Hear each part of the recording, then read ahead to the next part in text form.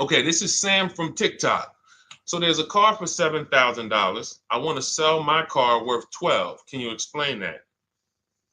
Well, who are you selling your car to? It's if you say it's worth 12, then all right. We only get offers to find out what our car is worth. We don't use algorithm sites because that's worthless. An algorithm site is a site like Kelly's Blue Book. You punch in your year, make, model, and in 3 seconds it tells you your vehicle's worth $12,000. Right now, we have companies that bid against each other. And what you want to do is you want to go on your computer, go to CarMax.com, go to Driveway.com, go to Carvana.com, go to AutoNation.com, go to Kelly's Blue Book Instant Cash Offer.com, and go to Car Gurus. All of them will connect you to somebody or some major buyer who pays cash for cars immediately. Literally, quick inspection, drop your check, and you're on to you literally, it's that simple. We are no longer at the mercy of private owners who are going to come by and look at our car and no one buy it and talk us down. There are extremely competitive buyers in the market that I've been telling people about since 2021 when we were cashing out. I was big on telling you guys during 2021 to 2023, during that whole pandemic run, cash out now, because the values of those vehicles will never see them again. So there are some people who cashed out, but that was also the beginning of showing people that you can sell to what is called institutional car buyers. And that is what stopped people from trading their cars. There are people who have learned from me, and maybe other people have mentioned this, that will never trade a car again because you're not getting the money that it's worth. So you go to those 6 companies, Sam, it should take you no more than 20 minutes. They're going to give you their best cash offers. And then you can sell to them and you can go buy something else. But what I want you to get in the habit of doing, everybody, is separating your transactions. What does that mean? Who you sell your car to is different than who you buy a car from. And you need to maximize each transaction. And you're never going to do that mixing all your transactions together, which is what most people do. They go into a dealer and they say, hey, I want to buy a car from you, and I want to trade my car into you, and I need a loan. 3 transactions. We don't do that. We separate them and we bid each one out using online tools. And that's how we get the prices we get. And that's how we pay less than everyone else. Okay. So the biggest thing, first thing is go to those 6 websites: CarMax, Driveway, Carvana, KBB, Instant Cash Offer, AutoNation. And all of you who want to find out what your car is really worth, you go to these 6 websites, get your 6 offers, and then you'll find out what your car is really worth. We do not depend on any dealer to tell us what our car is worth at all. Okay? Shoot the next question up, Dolan.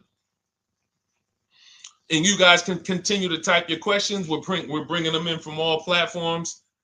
This is Terrell Taylor. By the way, everything that I'm talking to you guys about is out of my new digital book. It's called Cars from Home, 7 Steps to Saving Time, Money, and Avoiding Dealerships. Some of you may have it. If you have it, shout out to those who have it, and shout out to those who've used it to actually pay less than everyone else. And make sure I want you to be like Tiffany. Send me your deals. Send me your deals. When you get your cars, I want you to actually send me the results. Look, this is, oh no, that's not Tiffany. That's someone else who used the book. Look, used the book, got $175 a month less than her first quotes before she used the book. So send me, but you can get a copy of this book immediately for 75% off. It's normally $97. Go to my TikTok bio. You won't leave the broadcast, and you can have the entire blueprint. If you don't want to try to remember everything I'll be teaching you over the next hour, you can have the blueprint. You won't pay the $75. You'll get the 75% off. And we also have a comment pinned in the comment section for you guys on YouTube and on Facebook, and on Instagram. You go to my bio. So anyway, go get it because it's only for 30 minutes. After the timer goes off, it's $97. It's still worth every penny. You can Google it. 5-star book. You can see all the people who rated it, all the people who's using it. This isn't a test. to do, but I want you to get it at 75% off. It's better to pay $24 than $97. Okay, Terrell Taylor. So you said, Terrell Taylor on YouTube said, I have $35,000 to $40,000 to buy a truck with. Should I buy a used or a late model new, 2022 to 24? So whenever we're considering a late model used car, this is a model like Terrell said that is 1 to 2 years old. Let me tell you why I don't like shopping for those first. I like to shop for a new price first. Whenever you are buying 1 or 2 year old used vehicles, you have to realize something. How do dealers get used cars? Trade, or they get them off lease, they buy them. When you have not waited 3 years, you're not going to see a lot of used vehicles in that option because most people don't buy a vehicle and then trade it in 2 years. So you're not going to see a lot of 1 and 2 year old used vehicles. I don't like that because when there's not a lot of a vehicle, the people who have that vehicle get to set very high prices that we have nothing to compare it to.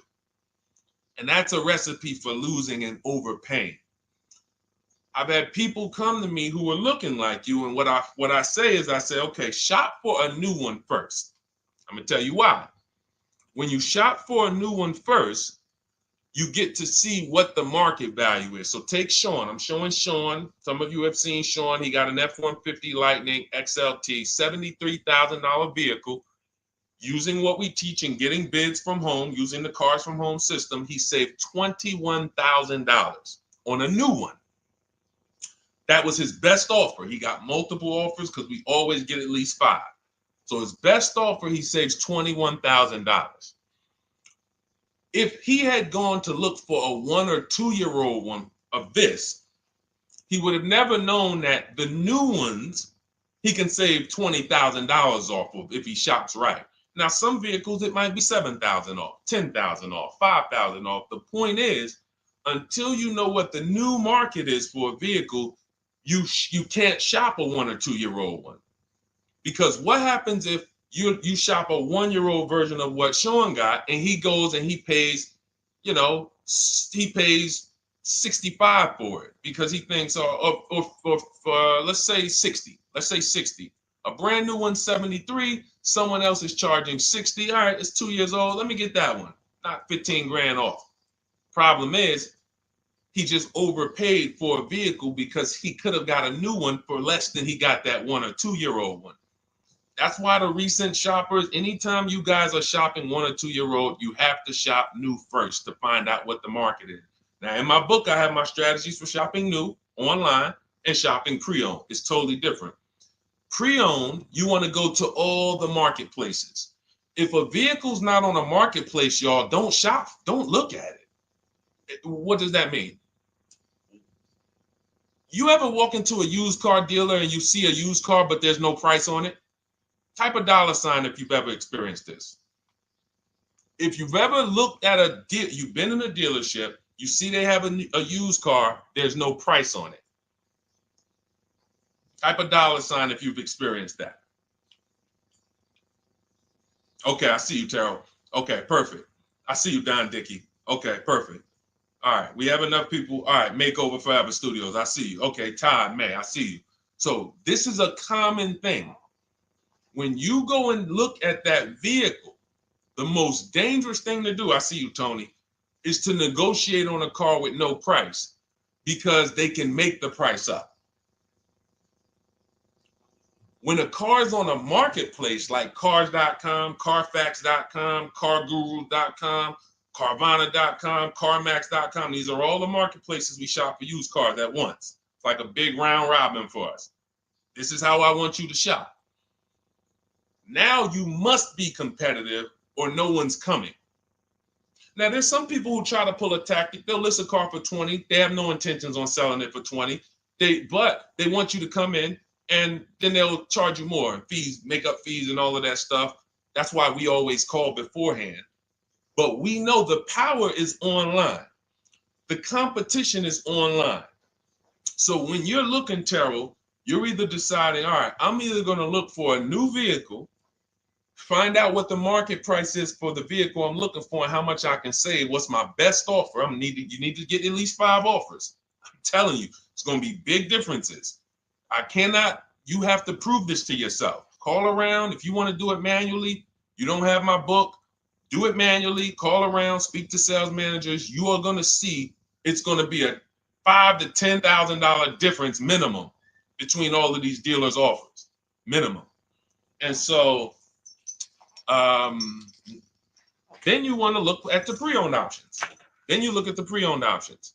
And the pre-owned options will tell you what the market is.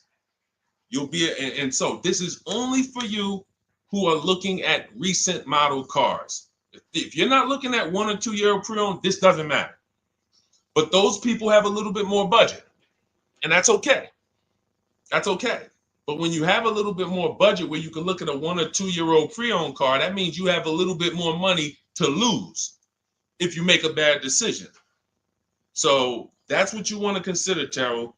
Shop for the new ones first, depending on what your budget is, and then look at the pre-owned market and say, all right, where's the pre-owned market? But that 1 or 2 year old, you're not going to have a lot. Until that 3 year cycle comes and dealers can start buying those vehicles back off lease, you're not going to see a lot of vehicles. That's why I don't play in that 1 or 2 year old zone. It's just a dangerous zone to play in. Dealers know, we're the only ones. Hey, we the only one that got this car within 50 miles. Let's charge this for it. And then they depend on someone who doesn't know the market to come in, pay for it, and you can literally overpay by 10, 20 grand and you won't realize it until, a couple years later. Okay, great question though. Great question, Terrell. Go ahead, shoot the next one up, Dolan. Type your questions, y'all. We're going to get through as many as we possibly can in an hour. I see a lot of questions coming in. Let me try to speed it up. All right, this is Abigail from Instagram. How do I shop for cars and take test drives without feeling like I'm wasting their time? I'm nervous. Okay, first thing to realize, Abigail, you're a very considerate person. God bless you for that. You're about to spend 5 figures on a vehicle. Some of you 6 figures. I love the courtesy, but we are the prize. When you're shopping the way I want you to shop, some of you, this is your first time here. You don't even know, hey, who is this guy talking? I spent 14 years in the car business. 5 years with Mercedes, 5 years General Motors. I've been helping people buy cars and get below market deals since 2019, education-wise. I love it, but you deserve the experience. If you were walking into the mall to spend 15 grand, let's just call it 15 grand. How would you want to be treated? Like royalty, right? Right? So, but I'm going to answer your question, but I need your mindset. A lot of what we're discussing is going to be the right mindset. You are the prize. That's why I don't want you going to dealers begging for discounts anymore. I want you sitting at home making dealers bid. This is how we do test drives on new cars and leases. New cars and leases. This is how we do test drives. I have it in my book because it's that serious. You're either going to have a great test drive or you're going to have a horrible test drive experience. We call and we ask the dealer, who's the most experienced person there? Who does everybody like? Who's the person that, has been there for a long time, just has a great reputation? Oh, that's John. John is just, he's been here 20 years. Everybody loves him. Okay, can I speak to John? Hey, John, my name's Deshone. I'm interested in the Honda Pilot. I just like to test drive it. I'm in the process of deciding what I want. And, do you have this particular model? You have one there that I could test drive? John, because we asked for the best person, we're typically going to get somebody who is not going to lie, usually. Not a guarantee, but taking these steps, I know these guys. I've been in this dealership. I know most dealerships have one person there who has a good reputation and who cares about that reputation. If you're enjoying this content, hit the like button, y'all. And Keith, y'all killing the likes on TikTok. Shout out to everybody who's hitting the likes on TikTok, to double tapping the screen. Appreciate y'all. And shout out to everybody who hits the like button. When we get there, we meet with John. We test drive. John, thank you so much. Can I have your card? I'll leave you my information. And if this is the vehicle I want, I'll be in touch with you. Perfect. Oh, Deshone, we don't sit down. We don't think. No, we never sit down. I'm telling you that there are things you must unlearn about the shopping process if you're going to win. And what does winning look like? Getting the most money off in the least amount of time. There's no leverage that you have when you sit down and try to negotiate with a car salesman. Every single dealer around you that wants to compete for your business, you can't talk to them while you're sitting in one dealer talking to a car salesman. That's why we don't do it. We get a card. Thank you so much. Listen, if this is the one for me, I'm going to give you a call. Simple. Pressure's off. There's no pressure in our system. You can't pressure us. That's what I want you doing. New cars, leases, that's how you test drive. 20 minutes, you're in and out. And I'm a car salesman at heart because that's what I am by profession. I would never develop a system that would allow you to waste car salesmen's time. I just wouldn't do it. I developed a system that when our people go get cars, look at Ansley. When our people go get cars, Ansley just got his lease, 1% lease, $58,000 Infiniti. Look, started the process Saturday, accept the deal Monday, all by email. $58,000 car, he's paying $554 a month, no down payment. We have tons of these. None of these people spent, look at Jared, lease like a boss, $569 a month down to $520, Volkswagen Tiguan, no money out of pocket. Let's go to a purchase. Pierre, pre-owned car purchase, got his 2022 Mazda, got a 20% discount off the original MSRP. This is 30 minutes. We are not spending more than 30 minutes in dealerships. Who doesn't want to spend more time in dealerships? Type me if you're like Deshone. I don't want to be in dealerships that long. You thought you had to be in dealers to save the big money, right? You thought you had to be in dealers to save the big money.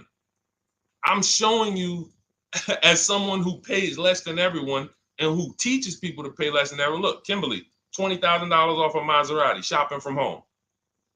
Because when you can talk to more people at once, the discounts fly off. And you see that all these dealers want to compete. So what you want to do, the best thing you can do to not waste people's time, Abigail, is to shop from home the right way.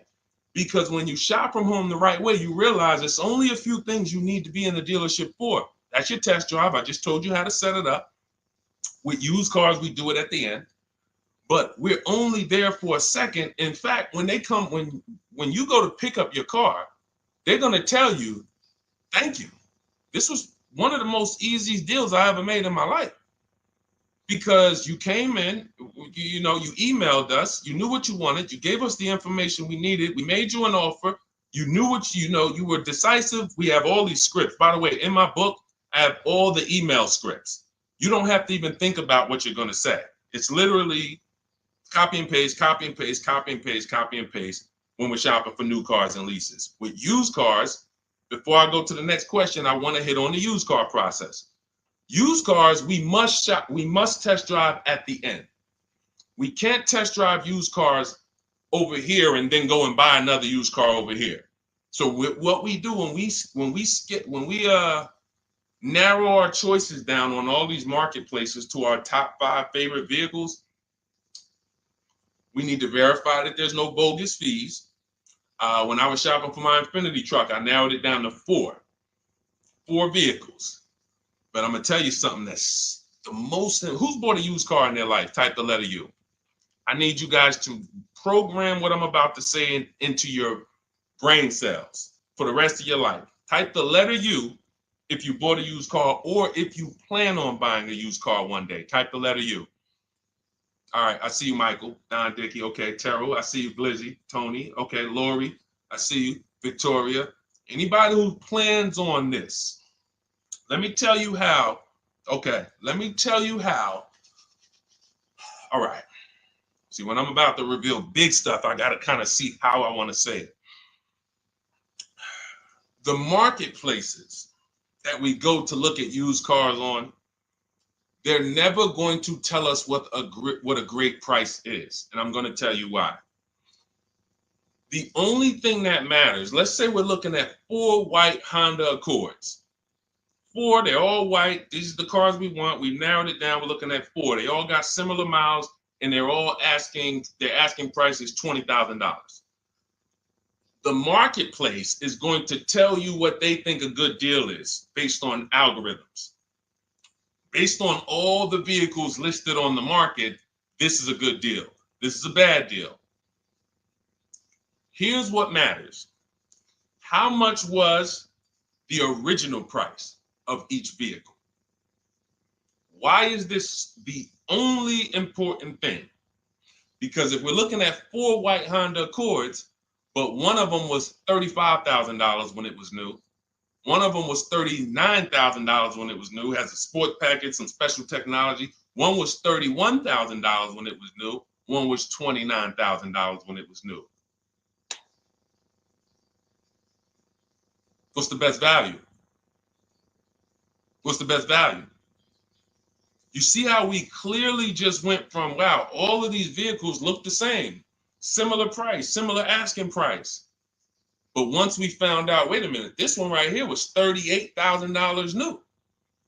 This one here has the cameras in it all around and the self-driving package, and it has the same asking price, or it's maybe $1,000 more. This is what I call the true value discount. The true value discount. And let me tell you why the marketplaces will never tell you this. Because if they advertise the true value discount, someone has to be at the bottom. In other words, when you're looking at Honda Accords, if you could go right to the true value, who's giving me the biggest discount off the original MSRP? That means the car at the bottom, they might be giving you no discount off the MSRP. We saw that during the pandemic. It was people selling, who remembers people selling Toyota Camrys, 3-year-old Toyota Camrys for the same price as they were when they were new?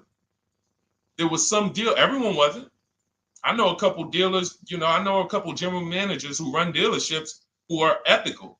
And they said, look, I don't care what the market does. I can't sell a used vehicle for the same price it was when it was new. I'm not doing that. Because when that customer comes back in 3 years to deal with me, I'm going to have to help them again. And if I bury them in their car, then I'm not going to be able to help them. But there were plenty of people who was. The true value discount is all that matters, which means we have to know what the car was new. We have to find the Maroni label. We have to go on the Carfax. We have to go to where the window sticker is and get the original price. And then we'll clearly see, oh, that's the best used car. And no one else shops like that. No one else shops like that. If y'all get that, type dollar signs. If you get that, what I just said, type dollar signs. That is what is important, not what they tell you is a good deal. So going back to me, when I got my Infinity truck, 4 vehicles, all in a similar price range, all white. They were between $1,800 difference from each other, similar miles. But once I found out that one was 46,000 new, one was 48,000 new, one was 52,000, and the one I ended up getting was 54,000. That separated it. The one that was 54,000 new, they were giving me a 42% discount asking price. These are things that help you cut through the mess, the smoke and mirrors of the car business. In order for you to win and pay less than everyone else, you have to cut through the smoke and mirrors. That's what I'm great at showing you because I was in the business. So these are the things that, again, if you say, Deshone, I need the whole blueprint. I need to give me the step-by-step. I'm leasing, used cars, high mileage, new cars. Give it to me step-by-step. That is my new digital book. It's called Cars from Home, 7 Steps to Saving Time, Money, and Avoiding Dealerships. It'll be in your inbox in literally 5 minutes, and you get yours for 75% off. Support yourself and support your family by getting your copy. Go to my YouTube comments. We have a link right there pinned for you guys. We have a link in the Facebook comments. Get your book for 75% off for the next 30 minutes. You'll see a timer on the page. Now, if you're on TikTok, click that picture of me and go to that link in my TikTok bio and click the one that says 75% off to activate the 75% off link. Get your book so that you never have to wonder about this. Now, we're going to continue, but I just know as we answer more questions, some of you are going to forget that. What we just went over in the last 10 minutes, this next question, you're going to forget all of that. All right? Now, Dennis Gamister from Instagram, on a lease agreement, does the deal use the MSRP or the discounted price? So when we're shopping for leases, this is what we do. We get all our offers this is how we construct our offers. If you've ever looked on these commercials and you saw, well, Deshone, when I look at leases, though, it seems like, one, they limit me on miles. And then I also see that they want a bunch of money up front. You are correct. But they only limit you on miles according to the miles you told them you were going to drive. They don't pick the miles for you. We select the miles. And what ends up happening is people will, because they typically don't know how to shop, they're negotiating.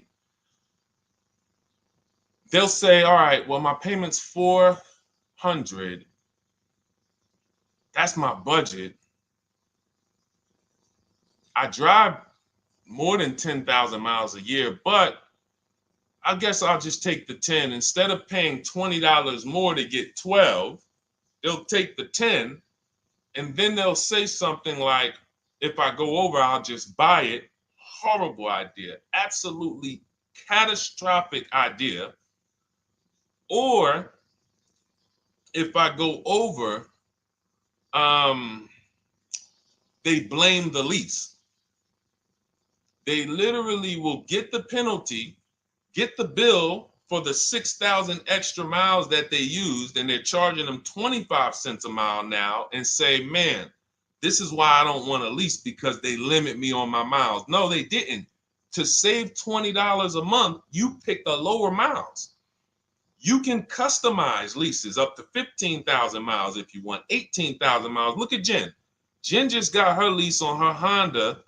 Hold on, where's Jen's lease? She got an 18,000 mile a year lease. Now, the way we shop is 12,000 miles per year, only first month's payment due at signing, and we shop it taxes and fees in the payment.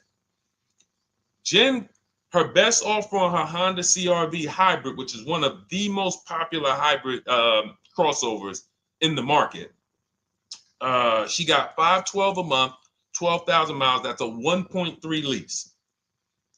We'll talk about the 1% rule for great lease deals and the 1.5% for overpaying. She gets 1.3. She bumps it up to 18,000 miles per year. But look how much more, y'all. $50.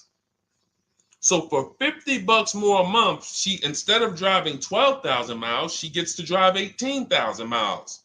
And she gets to drive as much as she needs to for $50. Versus her saying, you know, I'm going to take the 12 knowing I don't drive 12, and then I'm going to get penalties and, again, blame the lease. The lease is custom. And the first time I learned about high mileage leases was when I was working at Hyundai. I was a manager at Hyundai for a short period of time. It was a highway dealer. The guy ended up going to jail. It was typical, like, you know, I've worked in some dealers, some phenomenal dealers, but this one was like, if you ever could imagine the prototypical highway scam dealership, I mean, this was it. So I was only there for 6 weeks, but I was a manager, and what I saw was I was taking care of this guy's lease who was just finished with it. He had 72,000 miles on it, and I went out there and I said, wait, you leased this? 72,000 miles? He said, yeah, I always lease now.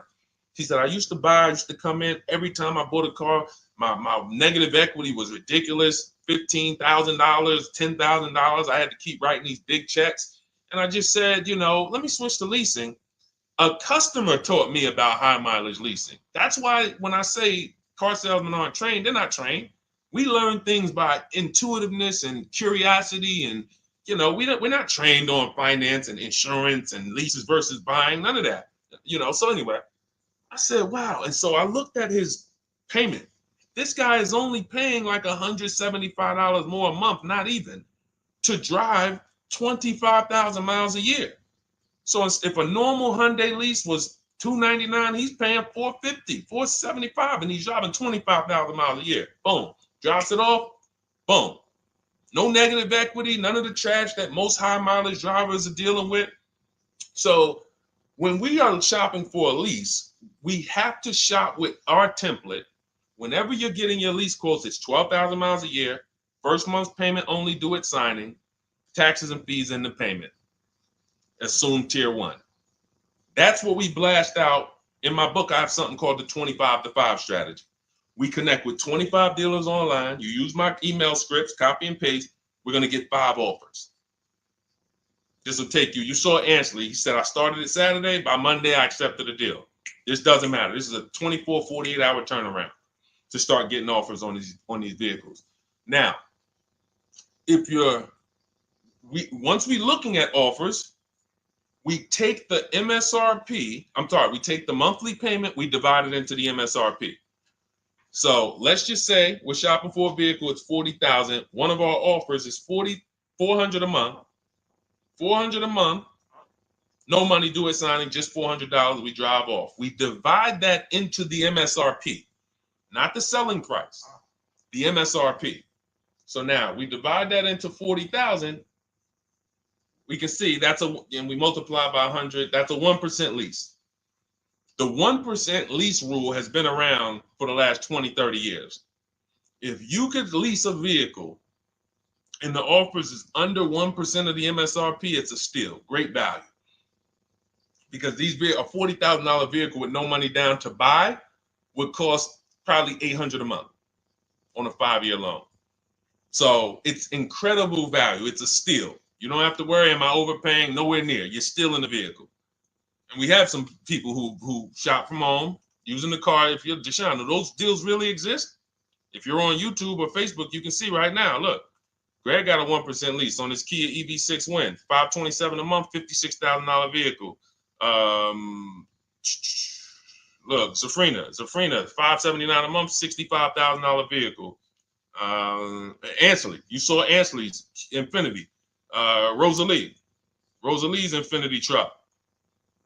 Right here. Look, it's paying $592 a month, $59,000 vehicle. 1% lease deals are out here when you know how to shop. Now, that's a steal. That doesn't mean that's the best. That doesn't mean, if I can't get a 1% deal. In order to get a 1% deal, you have to not just shop. You need major support from the manufacturer. The lease program has to be good. The rebates have to be good. The residual value have to be good. The money factor, which is the interest rate, have to be good. There's a lease program that no dealer can control. So when we get these offers, that's how we're judging them. Divide the monthly payment into the MSRP.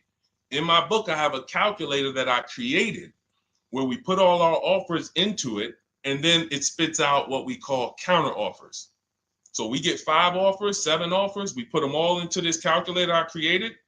Again, this is the best $24. If you get there for $24 before that 30-minute timer and you get your copy, it'll be the best $24 you ever spent. I hold myself accountable to that. You can Google the book and read the reviews. There's software that we created that that's how you're judging your leases. You're looking and you're comparing to the 1% rule. Now, when you get to 1.5%, we can't make those deals.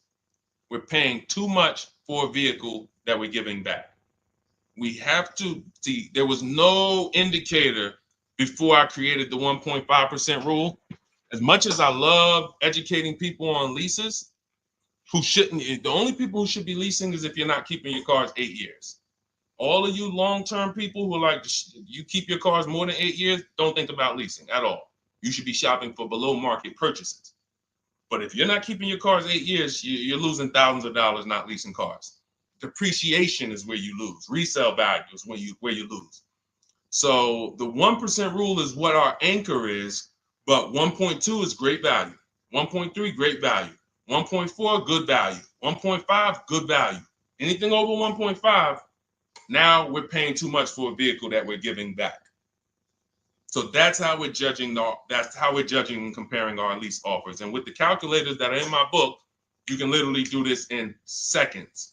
This stuff, these mathematical things that used to be complex, even hard for me to explain, when you're using the stuff in my book and you're seeing, wait, There's calculators I can do this. Boom, boom. Why don't these calculators exist on Google? Because anything that makes dealers compete, they're not going to make for you.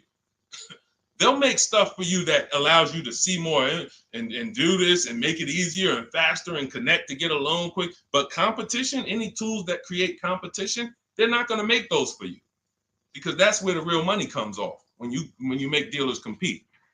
Okay, so you want your copy of Cars from Home, 7 Steps of Saving Time, Money, and Avoiding Dealerships. Click the picture of me on Instagram or TikTok. It's going to take you to my bio. You won't leave the broadcast. Click that link and then click the button that activates the 75% off, and you'll have 30 minutes. Once the timer goes to 0, the $97 price is what you have to pay if you want it. It's up to you, but $24 is much better than $97. $97 is still a great price. I have no doubt that you guys would write me, especially the more you use this. 1, 2 cars, 3 cars. You get 1 lease this year, a used car next year, a new car in about 4 years. And Deshone, what about when websites change? What about, this is an online system. Websites go out of business. Vroom went out of business. They were in my book. We used to get bids from them to sell cars to them. When we were shopping for used cars, they were in my multiple marketplace strategy. They went out of business. I went right into the master file, updated the 9,000 people that had a book. It was probably like 2,000, 3,000 at that particular time. And the next time people opened the book file, there was no room. That's why the book is digital. That's one of the reasons. You'll see the other reasons is I have scripts that I link you to. I have PDFs I link you to. Videos I link you to. I couldn't do this with a real physical book. So again, in the YouTube comments, in the Facebook comments, we have a link for you guys to get your book at 75% off for 30 minutes and use it. All right, Dolan, shoot the next one then, brother. Let's go. How old of a used car should a person buy? That's based on budget. I like to start with, when we open those marketplaces, Tony, you want to start with the most recent cars. The first thing you're doing when you open up the marketplaces, y'all, first of all, we're creating accounts. Out of all those marketplaces I named, 6 or 7 of them, we use 8. We use eBay Motors, we use Carfax.com, we use Cars.com, Autotrader.com, CarGurus.com, Carvana, CarMax, Driveway, and that's 8. 7 of those, or 6, allow us to create an account. Why is it important to create an account? So that every single new car that matches our criteria, as soon as it's listed, we get a notification. The people who have that notification on, most of them don't know how to assess the market like I'm showing you. So even if they get a notification that the car was just posted, they're not going to have the information to take advantage of it. They're going to hesitate. What we do is, the first thing we do after we create our account is we're now assessing the market. Where's the low prices? Where's the high prices? And I'll usually go 3 years back, sometimes 4 years back, and let's assess the market. Now, I have another calculator in the, matter of fact, let me show this to you guys. I have another calculator. It's called the Perfect Budget Calculator. The Perfect Budget Calculator. What this does, you guys can't see this on YouTube, but you can see it on you can't see this on TikTok. But if you go over to YouTube, Facebook, or Instagram, you'll be able to see what I'm sharing right now. Now, what often happens is, let me share this. Hang on. Boom. Okay. So now what often happens is, a lot of you will say, I could put down $2,000, but, if I don't have to, then I won't. Or, if you get a car and you pay $15,000, if you pay $500 a month for 5 years, that's a lower price you paid than paying $500 a month for 6 years. So ways to manipulate our budget is to shop within our budget for a shorter loan. This is all stuff where I said, okay, people don't know they need to be doing this. So let's make a tool that does it for them. And this is, you get access to this when you get your copy of Cars from Home, my book. So let's say we do something called an equity assessment. Everybody who has a car, remember I was mentioning a little while ago, we go to these websites, Driveway, Room, or all these, and we find out what our car is worth. Let's say you're like, man, okay, if I sell my car to CarMax, I'm actually going to have $3,200 of equity. All right, so when I sell, I'm going to put that into my budget. All right, now max, my down payment,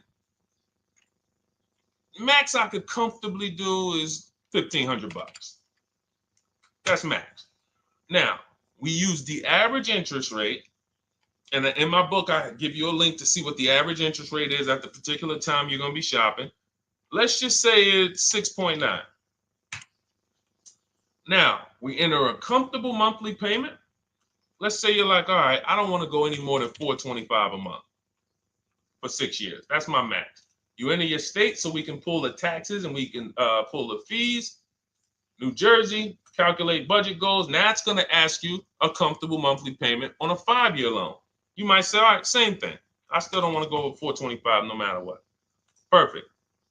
What this does is create multiple goals. And it creates multiple goals. It creates a starting point. Now, if you find a car at this price, $18,776 or less, you can do a 5-year loan, use none of your equity, so this will go in your bank, and use none of your down payment. Now, next goal may be, okay, $22,000 or less. 6-year loan, no equity, no down payment. So the first two goals are no money down goals. If I find a car anywhere in these price ranges, I can do these deals, no money down. Now, this is one where I use my equity, but no down payment. Goal number 4, I use my equity for a 6-year loan, no down payment. Now, goal number 5. Now you can see the price of the car is getting higher. Use equity, use my use equity and down payment, but it's 5-year loan. And then here is your max budget. Your max budget, which is fine. There's nothing wrong with if you find a vehicle that, once you use this and you find the best price vehicle, as long as you are under this number, you are fine. The problem is when you go over that number. The problem is when you go over budget. All of these goals are your budget. So when I got my Infiniti truck, I got my goal out. It was my fourth goal. Now, this is how you make sure when you go out to shop, and look at the top. What does it say? You select your state determines the sales tax, will factor it in, give you precise figures. Now, you'll notice, what about the fees, Deshone? Don't all these cars charge fees? We've already factored in the taxes, and we've added $1,000 for fees. What is $1,000? The documentation fee and the motor vehicle fees. It's all in there. So you can go out and know that's my max budget. I cannot buy a vehicle, make a deal on a vehicle where my purchase price is more than $26,729. That's the perfect budget calculator. So there are certain things that I had to create. No one does them. Everything that I was referring you guys to, all the websites, I was doing this, and there was some things where I couldn't refer you to anything because it doesn't exist. We had to build it. So this is how we make sure we are shopping, whether it be for new cars, used cars, below our budget. And that's not how you make, but here's the thing. I need you, before we go to the next question, I need you to understand something. That doesn't make sure you pay below market price. You have to combine this with getting bids, because you can be within your budget and pay over market value. There's 3 types of prices you can pay for a car, whether it's a new car, used car, or lease. Did you pay market value? That's what everyone's paying. Average.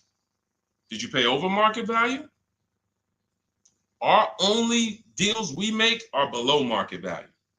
And the way that happens is through bidding and creating a marketplace around you where all these people are competing for your business. That is how you combine that with the budget. This will keep you below your budget, but it does not guarantee. If I gave this to you, all of you would be like, this is great. I'm never going to go over my budget again. But it does not, until you combine that with getting bids for whatever you're looking for, you still run the risk of overpaying, even if you're under budget. Okay? Clear? Type $ if you're all clear before we move to the next question.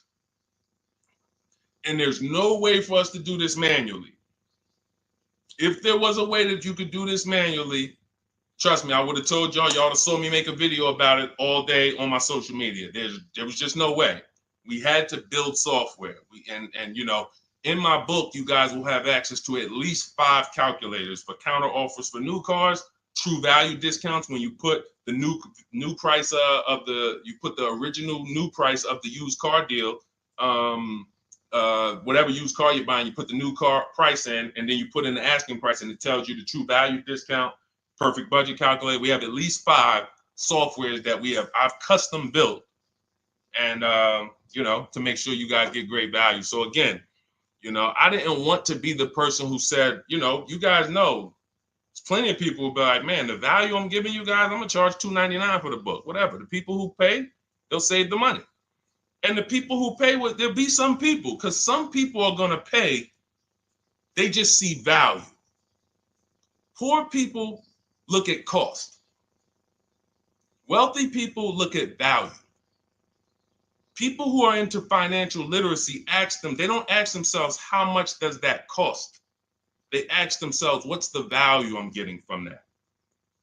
And I could have said, well, you know what? I'm going to help you pay less than everyone on new cars, used cars, leases. We'll do $200, $300 for the book. And I only want to sell it to 1% or 5% of the pie. But at the end of the day, my mission is to help as many people want to be helped. And so that's why I said, okay, $97. But even our welcome offer, you got a chance to get it for $24 if you get there before the 30 minutes is up. Okay? YouTube link, get your copy. And make sure you save the support email, guys. You see it scrolling across the screen. If, for instance, you don't get your book in 5-10 minutes, it's usually because you typed your email wrong. Reach out to my support team. They'll get you the book immediately. And soon as you pay, go to TikTok. Look, y'all see the links. Go to my bio on YouTube and Instagram. Get your copy. And as soon as you pay your $24, there's going to be a page that says screenshot this page. Right on that page, you can access your book. I want you to have the book immediately, but I also, in case you know, some of you type wrong, big thing, you know, we fat finger stuff. I want you to have the support email so that you can reach out to my team so we can make sure that book is in your inbox so you can use it and start saving money and building confidence. Okay, Dolan, next question, man. Let's keep it rolling. Okay, there's something about Mary on Instagram. I bought a car as is, and in less than a month, motor lock, can I sue for selling me a lemon? I'm not a lemon law attorney, but that is not what a lemon law case is based off of, in my understanding. Lemon law case is based on you buying a vehicle and the same thing continuing to go wrong at least 3 times. You know, that's a general overview of, you know, what the lemon law process is. And if y'all are enjoying the broadcast on TikTok, can y'all just double tap the screen and keep running those likes up? Every time y'all do that, y'all help TikTok bring more people here, and I appreciate it. If you're going to spend some time with us and, you know, every time just you hear something you like and you're like, man, we got to share this. Oh, and shout out to Madhu for sharing. Here's the thing. I made a video about this the other day because a friend of mine got a used vehicle and the transmission went out on him in about a month. So it wasn't the engine. But when you buy a vehicle as is, it's very tough for you to have any recourse, anything that you can do, because you're signing a contract that specifically says as is. It's very tough. What I would do if I was you, because the damage is done. I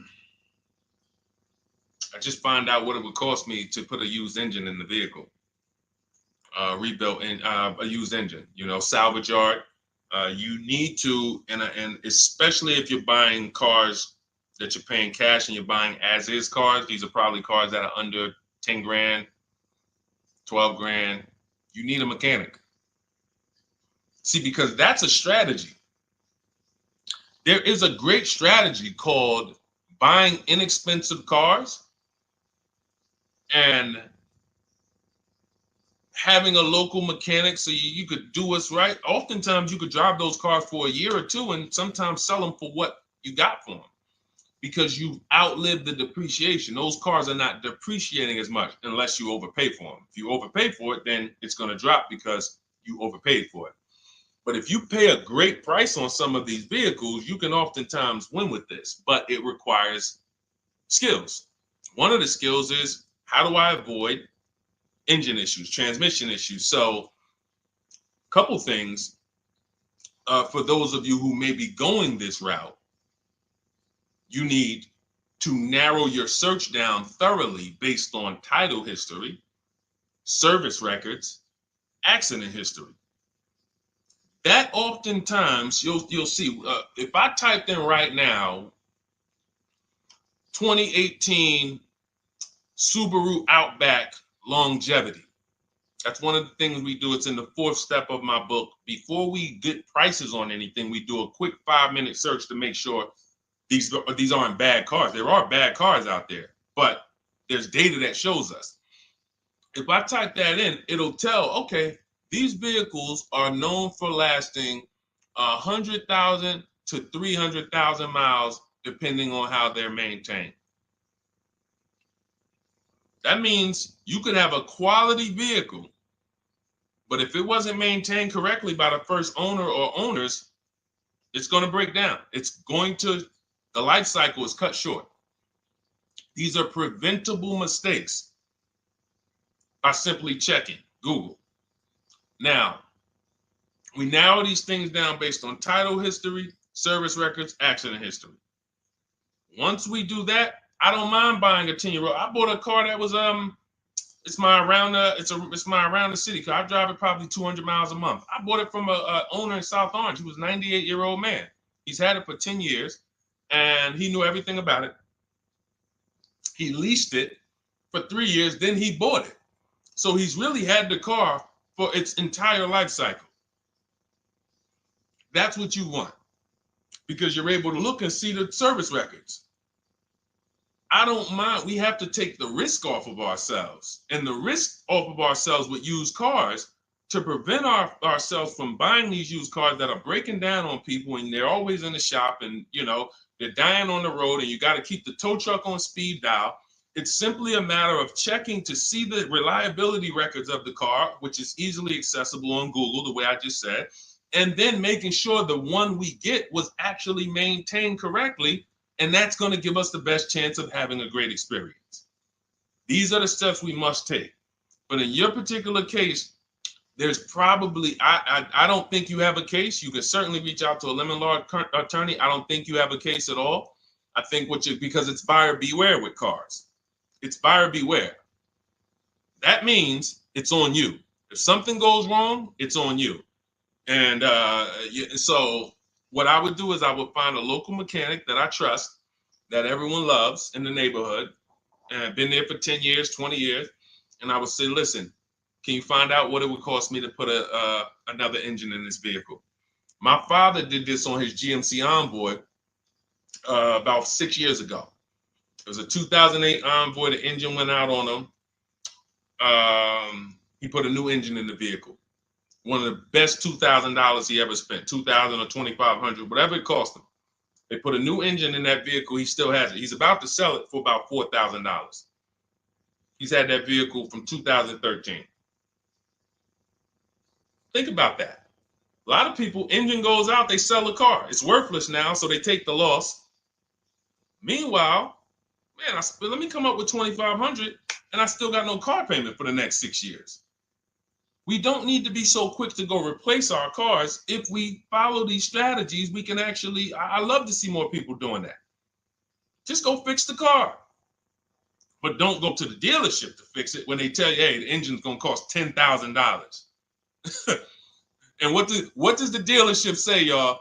When you have these major issues and the dealership tells you the transmission is $7,000 and a new engine is $10,000, what's their suggestion? What's their suggestion when they tell you that? Because they already know you're gonna be like, yo, what the heck? I can't pay all of that. What's their suggestion?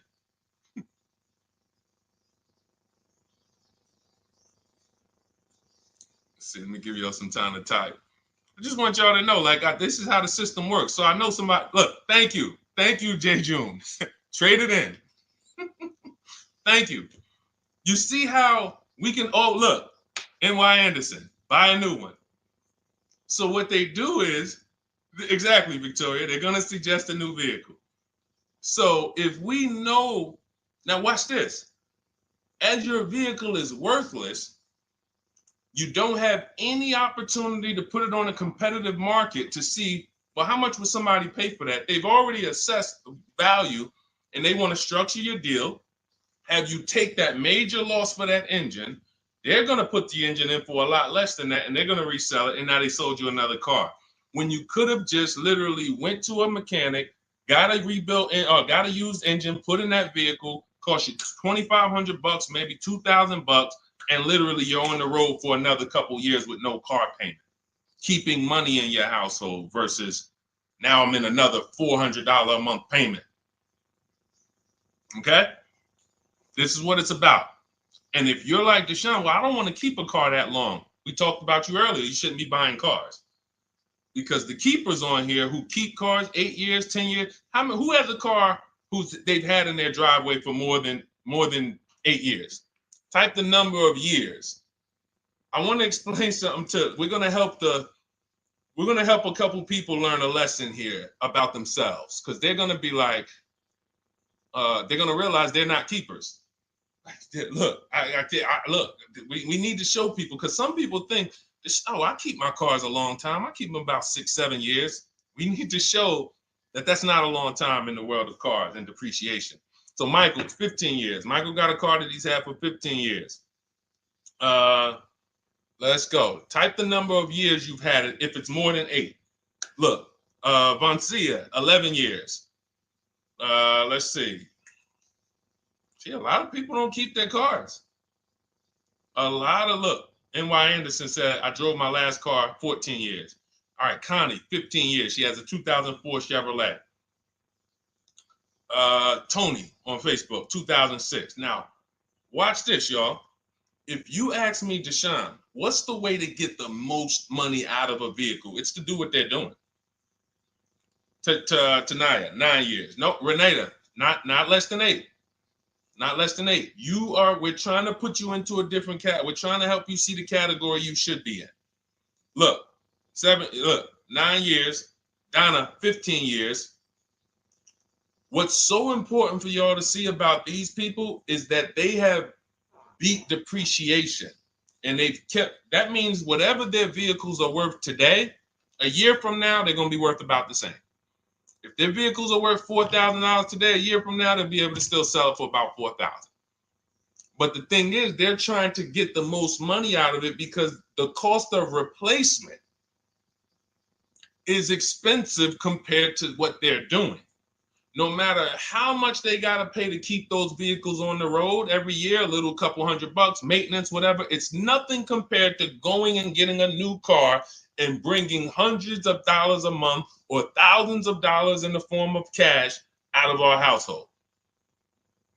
And everyone's not going to do that. And that's okay. You should not be buying cars. You should be shopping for below market leases. Because again, there's 2 ways to save money. Do what the keepers do. You just saw all the keepers. We shouted out all of them. And the other way is to go in and not tie money up in the vehicles in the first place. When you look at somebody like Danielle, she's driving a $44,000 Audi, 2024 Audi A3. That vehicle is $800 a month to buy, no money down. $800 a month for 5 years, maybe $700 a month for 6 years. She's paying $550 a month. She didn't tie up the money in the first place. That's the name of the game with leasing. Bonita on her Telluride. This is also to show you it doesn't matter what the market does. The market could be up or down. We're going to pay less than everyone. This is Bonita. She got a Kia Telluride during the pandemic when everybody was paying ridiculous prices. That's why I show her 2022. Look at the date. She said, I'm driving my dream vehicle, $600 a month. People were leasing. And I know if somebody watching this and they're like, if you leased a Kia Telluride during the pandemic, you are not paying what she's paying with no money down. I know it. I know it. People were DMing me, Deshone, I want a Telluride. They want $900 a month for them. I know people weren't paying $600 a month, but she came in, used our bidding system, used the same strategies you're going to have access to in my digital book. She got $600 a month from home without being in a dealership. Her dream vehicle. This is how you win. You're either going to not tie up your money in vehicles, you're going to drive new vehicles that don't have problems because they're always under warranty and you're paying cents on the dollar compared to people purchasing, or you're going to be a keeper like Michael and like Donna and like the people who said, okay, I'm keeping my vehicle this long. That's why in my book, it's 7 steps. But the first step is to ask yourself how many years you're keeping your next vehicle. That is the first question I would ask you if you and I were shopping together. My first question to you would be, Michael, how many years you want to keep the next vehicle? 8 or more or less than that? If you said to me, Deshone, I'm going to keep it at least 8. All right, let's go for the purchase. New or used, depending on budget, but we're purchasing. We need to find a below market purchase. If you said, Deshone, I'm 6 years max. I can't see myself keeping a car more than 6 years. All right, we're going to shop for a below market lease. Because the money you're going to spend in a below market lease, when you get these below market lease deals, not commercial leases, not what you see on advertisements. Those are ridiculous prices. We don't pay those prices. None of these people that you see, Greg, Charles on his Palisade, none of these are advertisements. They're thousands less. But when you're putting money in the cars and you're driving brand new cars, this is how it was for me when I was 22. This started for me at 22. I was working for Pontiac and I leased a brand new Pontiac G6. It was $256 a month. $256 a month. It was like a $21,000 vehicle. Same time, I had a friend of mine. She got a I don't want to say it because she might be watching this, and this is no shot at her. I didn't understand enough to teach her back then because I was new in the business. She went and she bought, let's call it a Honda Civic. Now my car was bigger because the G6 was a mid-size vehicle. The Honda Civic is a compact vehicle, but she bought it. $20,000 vehicle, 22, whatever it was at the time, paying almost $500 a month. Like that's a $500 payment. That's what it is.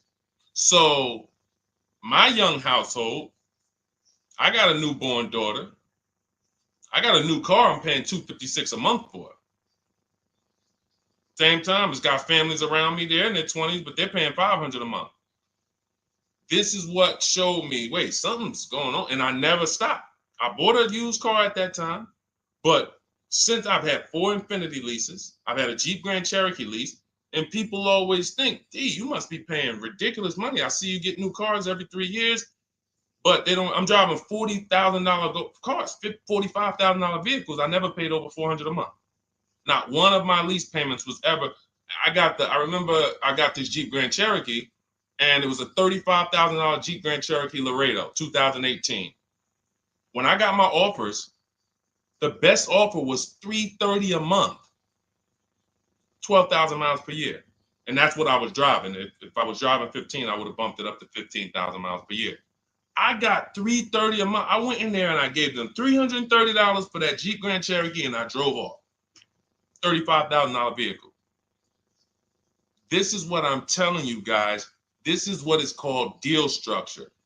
If your deal is not on the right foundation, if you buy, but you should have leased, you're overpaying by thousands and thousands of dollars. And you're going to have subpar vehicles with that run out of warranty, and you're going to have the same payment. You're going to have higher payments. I need you out of these two categories. I need you in one of these two categories. I'm either going to keep my vehicle long enough to beat depreciation, 8 years or more, or I'm shopping for a below market lease. I'm not going to be stuck in the middle no more, buying vehicles and then selling them while they still have a loan on them, negative equity and all of this stuff. This is paramount. Okay, the buying versus leasing thing. I need most of you to put this to bed today. And I think I'm one of the only people that goes into buying versus leasing by the numbers.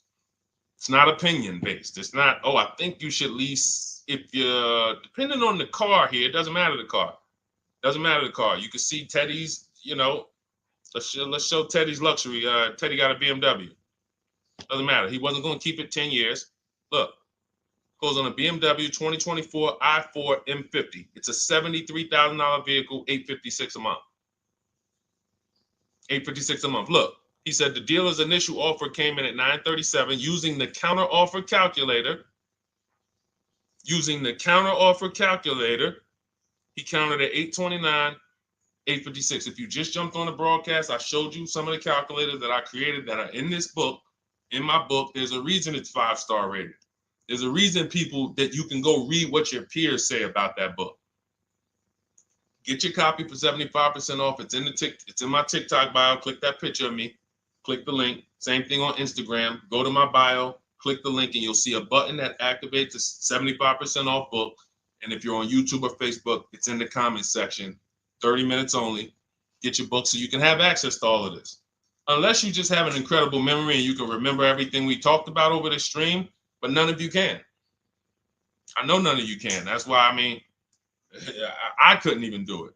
It's just too much. We're talking about used car strategies, new car strategies, lease strategies. You guys, you're not gonna remember all of that. But anyway, let's go. All right, I think we got time for a few more. Go ahead, Dolan, keep it rolling. Make sure you guys screenshot the support page. As soon as you pay for your book, the book is on the thank you page. Remember that. I don't want you, I send you the book 2 ways. As soon as you pay, it says access your link below, open it. You can click it and save it right to your phone or computer right then and there.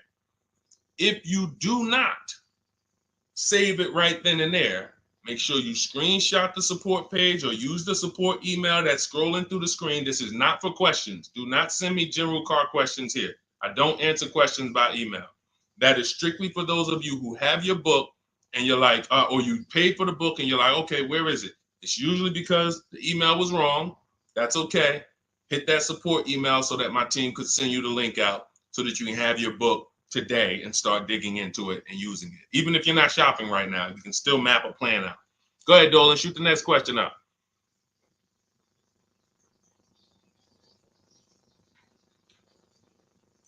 All right, this is Victoria from TikTok. Any tips for how I can get the highest trade-in value for my existing vehicle? Of course, bids. Bids. First of all, you just said a curse word. You may not know, but we don't use that T word here because you're never going to get anything. You're not going to get a max value for anything trading.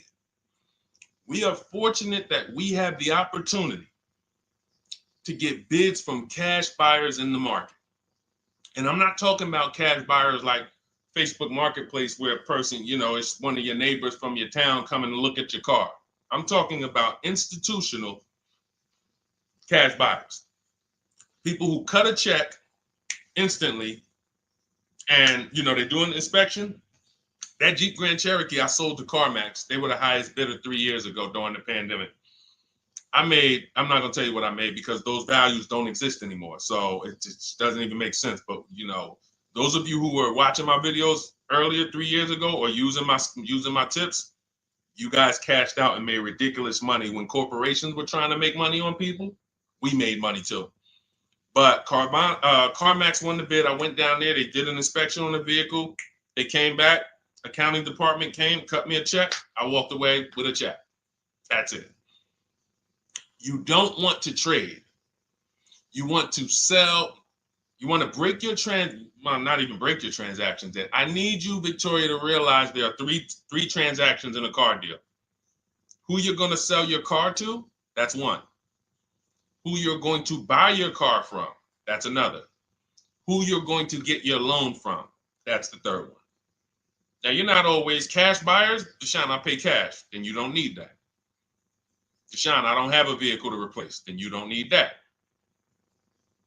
But how do we make sure we get the highest value or the biggest discount? Bids. Each one, we make the market bid. So when what you should do right now, Victoria, this is step 2 in my book. After we decide whether we're going to buy or lease our next vehicle, that's step 1. Then we move to what is called the equity assessment. We need to find out, do we have equity or negative equity? Equity assessment. We call our bank. If we have a loan, we find out what our payoff is. Then we're going to go to carmax.com. I'm going to give you the 6 companies. This is the equity assessment process. We do this for leases too. I don't know if we have time to go into that, but I'm sure there's people on here who didn't know you could sell a lease. Type a question mark if you didn't know. Deshone, what do you mean selling leases? I never heard of that before. Type a question mark if you didn't know you could sell leases. We have an equity assessment process for that too. But what you would do is you go to CarMax, Driveway, Carvana, Kelly's Blue Book Instant Cash Offer. This takes 20 minutes. Auto Nation, Sell My Car, and Car Gurus, Sell My Car. Car Gurus, Auto Nation, Kelly's Blue Book Instant Cash Offer, Driveway, Carvana, CarMax. 6 offers in 20 minutes. That's bids. See, everything we do is a bid. That's how we have peace of mind. We don't negotiate. We make people negotiate with each other. There's 2 schools of thought. I want to remodel my kitchen. I want to remodel my whole kitchen. I go in and I have 5 people come out to give me a quote. One of them comes in and I start negotiating with them. Hey, you got to take less. Hey, you got to take less. You got to take less. I don't know if it's a good price or not. But when I come in, the first person comes in, I say, hey, okay, great. Is this your best offer? I'm having a couple other people come by. Oh, okay. Okay, thanks a lot. Next offer. Oh, next offer. Oh, well, listen, look, I could beat that. Oh, I'll give you another 5,000 off. They're competing against each other. When someone knows you are shopping their competition, you're making them compete with each other. They're negotiating with each other, not with you. That's a bar. Type of exclamation point if you got that. When people know you're making them compete with their competition, they're negotiating with their competition, not with you. That's the power of bidding. That's why we got grandmothers and single mothers that can come in and do this. That's why we got people who can come in and do this. You know, how are people getting these prices? Not negotiating, because they're making people negotiate with each other to earn their business. They're making banks negotiate with each other to earn their business. It's a beautiful thing. Banks and dealerships depend on you not making them compete. They want to negotiate with you and try to make you imagine and make you think, well, that's the bottom. That's the bottom. And you think that's the bottom, but that's only their bottom. Their competition's bottom is different. Their competition's best interest rate is different. Their competition's best discount is different.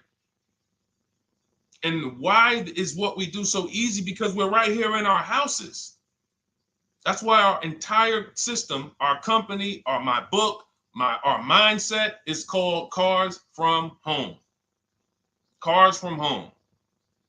It encompasses everything we do. Cars from Home. So that's what you do, Victoria. First thing you do is you go to those 6 websites, get your 6 cash offers, and that's going to be higher than any dealer you would ever consider trading the car to. Guaranteed. And this also allows us to eliminate the fake emails we get.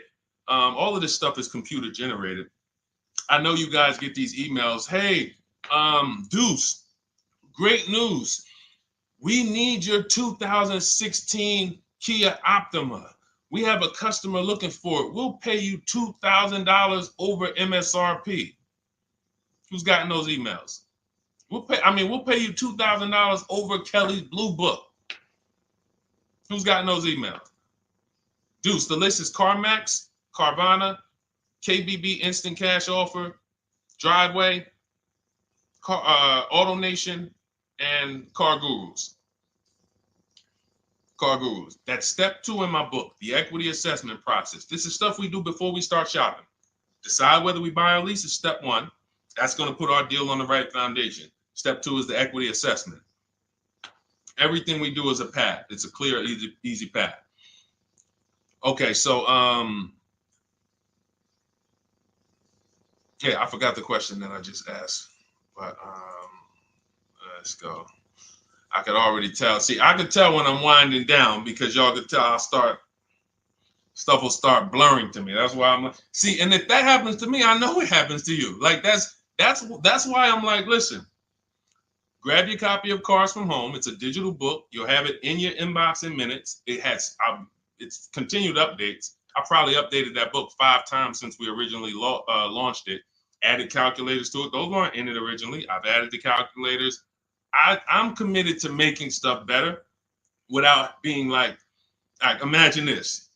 Oh, well, you bought volume 1 of Cars from Home, but I just put a new tool in, guys. Now you're going to get volume 2. And now every time a website changes, you got to get volume 2 and volume 3. And 5 years from now, you're getting volume 9 each time. It's like, no, literally one-time cost. And I can't tell you if that'll be around forever. I can't tell you that. I can't tell you 3 years from now, I'm going to be giving free updates of the book. I don't know. But I know today, that's what it is. Everyone who gets their book, you get free updates as I update the book. Because there's value in that. There's value. I could send an email out to people every 3 years and ask them, hey, did you enjoy the book? They're going to say, hey, yeah. Well, here's the thing. My new version is this. There's value in that. It could just be $24. They're already a believer. Someone who used the book's already a believer. So they'd be like, yo, the new version, oh, I'm about to shop again. $24. I'll pay it again. It's the best money I ever spent. But for now, I'm not doing that. Those of you who have the book, you will get free updates, and we'll keep you on the list to make sure you always get free updates of the book. So your link for 75% off is in the YouTube comments. It's only good for 30 minutes. It's in the Facebook comments, and it's in my Instagram and TikTok bios. Click those links in my bio. Click the button that says 75% off my new book. Get there before the $97, before it goes back up to $97. And make sure you save the support email, guys. Screenshot the support email. It's scrolling across the bottom of the screen. If that book is not in your inbox in 5 minutes, I want you to email my support team. Make sure you check your spam. And I also want you to, as soon as you purchase, you'll see, I say, hey, access your book below. So there's a link where you can click, open it up, get your book immediately if you want to download it, but I also email you a copy. But make sure you save the support email just in case. And again, that email is not for questions. Okay, it's not for car shopping questions, nothing like that. That's only to make sure you get your book. Okay, so great. Listen, great job. We've been on here about 1 hour and 20 minutes. Great questions. You guys know I like to go into detail in these questions. I would love to be able to get through 100 questions in 1.5 hours, but that's just not the way it works. We're not talking about buying, $100 items here. If we were talking about house buying, we'd have to go into detail. These are major items. This is the most expensive item y'all are going to buy behind your house. Think about that. And think about how many people are there to protect you when you buy a house. Think about how many people have licenses. See how that question got asked earlier? Can they sue if it was a house and they did you wrong? Sure. You can go before the real estate commission. People can lose their license. People can lose their ability to practice real estate. If they did something unethical, you can bring them before a court and a judge, and you can have recourse. You can get, justice. Cars, you got nobody. No one's licensed. The person who's helping you buy your car that you're sitting there negotiating with, which I want you to stop, they might have just got that job. And they didn't get that job because they're a finance expert and they're someone who understands how to help you, because they're not going to ever make you compete against. They're never going to put you in a position where you can make them compete. They'll say, hey, let's negotiate. But here's the thing. That person just got a job because, you know how many people walked in a dealership with a good smile and a good personality? 2 weeks later, they're selling cars. These are the people that are helping you. They're not licensed. They didn't go through school. They didn't go through ethics training. They didn't go through any of this stuff that realtors and brokers have to go through to help you buy houses. So when you get your car, it is on you. That's why you want me working with you. You want my blueprint. You're not by yourself. You're watching my videos. Once you get my book, you can stop watching my social media videos. I don't want you watching my social media videos if you have my book. It's just going to confuse you, because what my social media videos do is warn you what not to do. That's what my social media videos do. Don't do this. The worst thing you could do is this. The worst thing you could do is this. Don't do this. My book is teaching you what to do. It's telling you what to do. It's not an education book. It's a do this first. Step 1, do this, do this, do this. Step 7, hey, congratulations, we're taking delivery. We're not focused on that. So once you get my book, you don't have to watch my social media videos ever again. And I want to say that because a lot of people will get the book and still be watching them and trying to piece it together. You got my blueprint. You don't need those videos anymore. Okay? So always a pleasure, y'all. God bless you. To those of you who have your book, make sure you email me when you pick up your cars, send me all the details. Deshone, check this out. This is what I got. This is what I paid, so that we can bring you guys into the stream and continue to tell everybody about you. So about the results. All right. God bless y'all. I will see y'all on the next stream. Always a pleasure.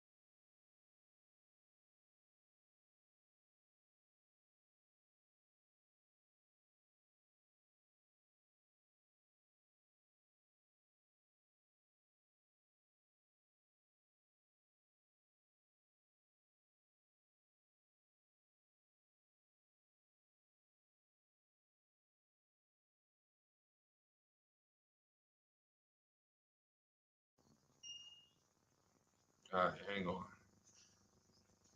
Welcome to Car Shopping Questions and Answers. We are going to be going deep on all your car shopping questions. No question is off limits. And if you don't know me, my name is Deshone the Auto Advisor. We're already up and running on TikTok. We got our first couple questions about to come in, but I need to get back on Facebook because we have to start Facebook, YouTube, and Instagram at the same time, or it's not going to work. So let me it's all good. Stay right there. And I want you guys to start typing your questions. We'll be here for a powerful hour, and I'm just going to go through as many questions as I can in an hour. And we're going to be talking inside stuff. I don't hold back. Some of you know who've been on the stream with me.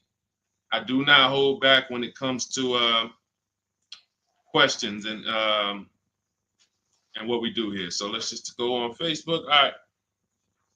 Hang on. Let me throw the link up. Perfect.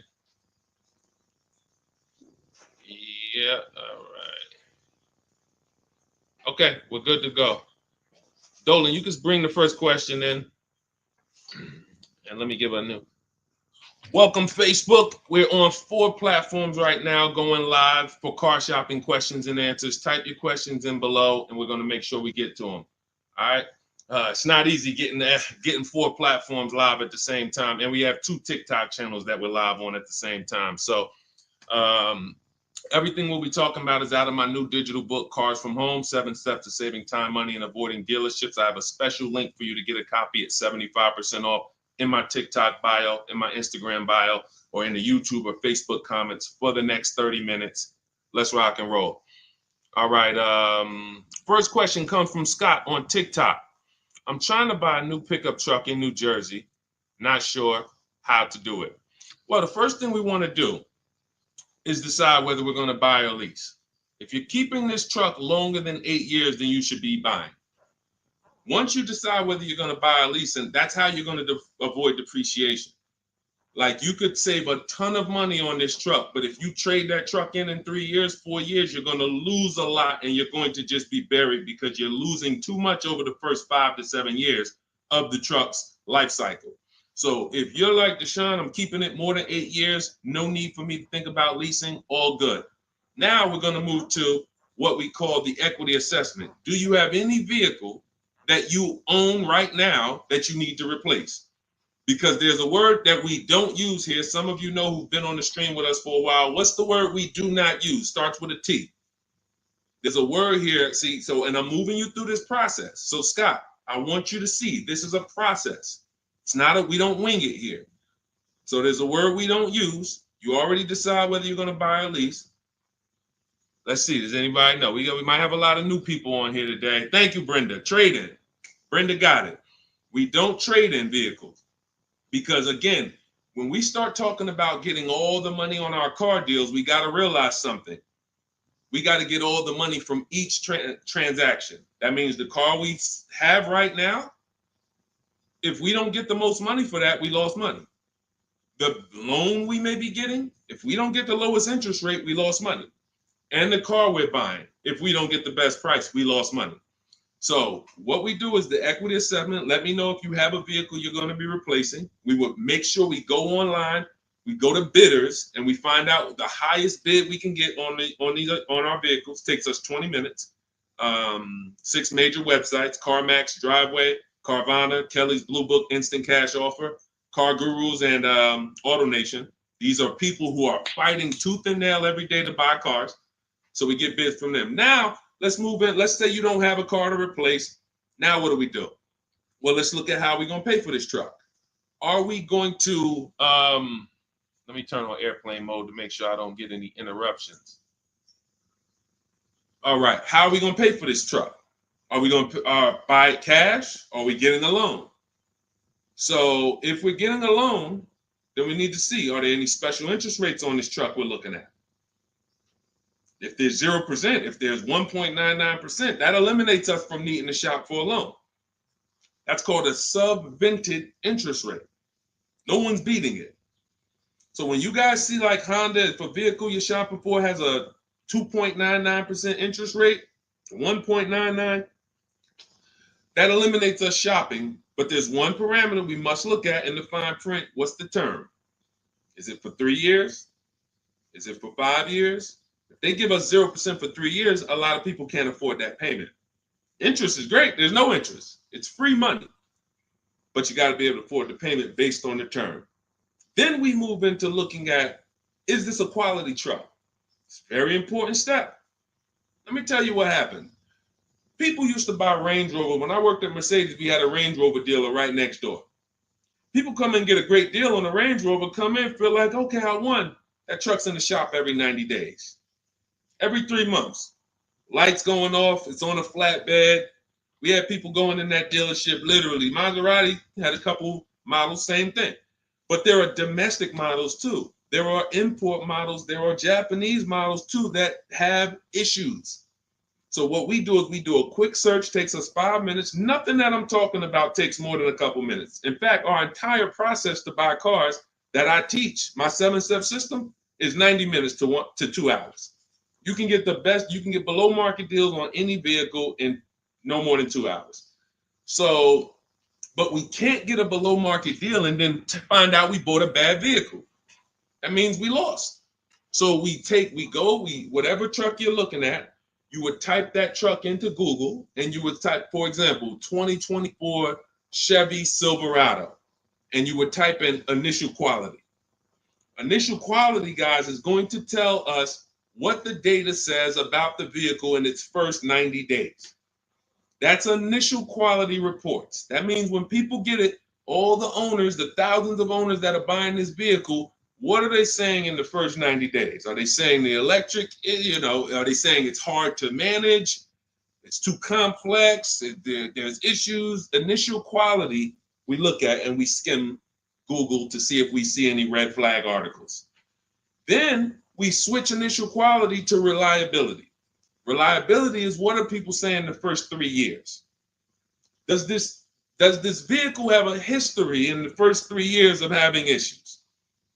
Maserati owners who was buying these Ghiblis and buying things back in the day, the Quattroportes that were having issues, they would have saw that.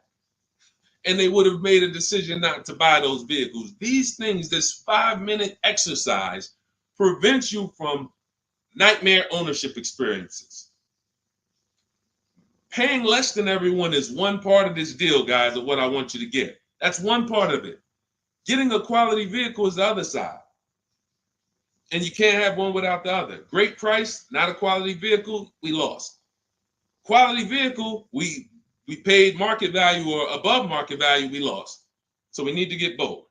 So then once we find out, okay, the vehicle I'm looking for, it has great marks, there's no red flags, now we move into getting offers. And very simple, we get offers right from home.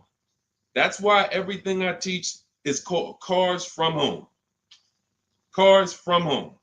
It's a mindset and it's also a process. We sit down here and we contact dealers online. I have something in my book called the 25 to 5 strategy. That means we're connecting with 25 dealers in 20 minutes and we're going to get 5 offers. It is important that you must get 5 offers because 4 of them are going to be overpriced. I can guarantee you that. Right now I've worked with 2,200 people personally around the country, and we have about 9,000, approaching 10,000 people that have my digital book, Cars from Home, in their hand in the last 4 months. So when we look at the data, not to mention I shop myself, you know what I'm saying? I've used this.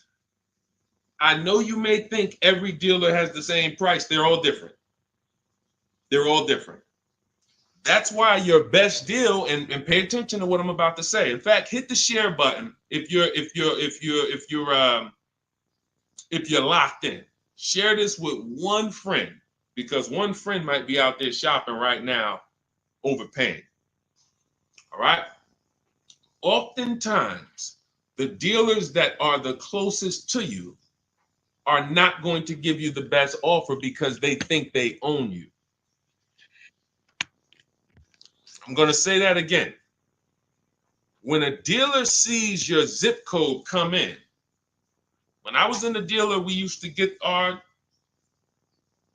we call them leads. Anyone in sales, you know the term leads.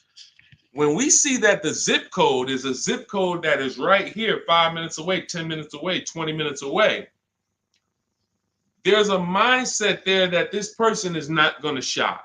So they're not going to give you your best offer in many cases.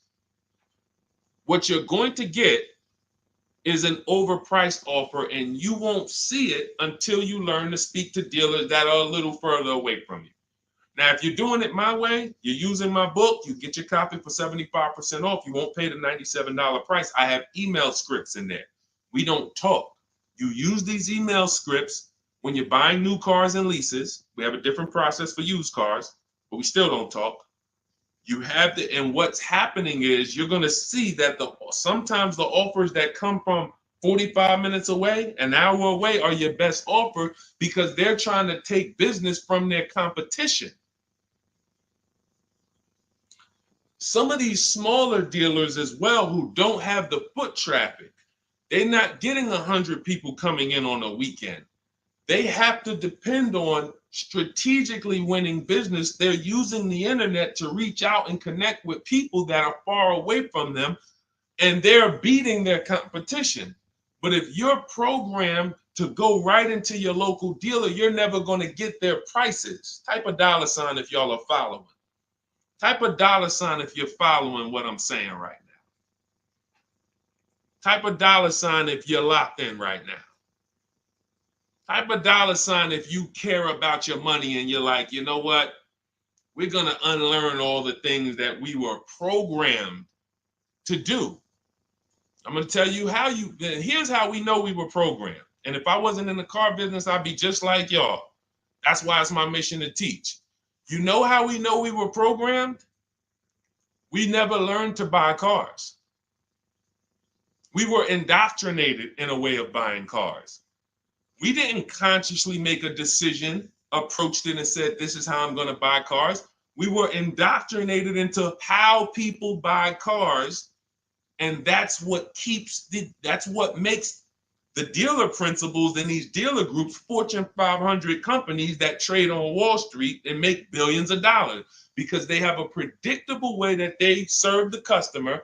It's not for the customer's benefit, it's for profit.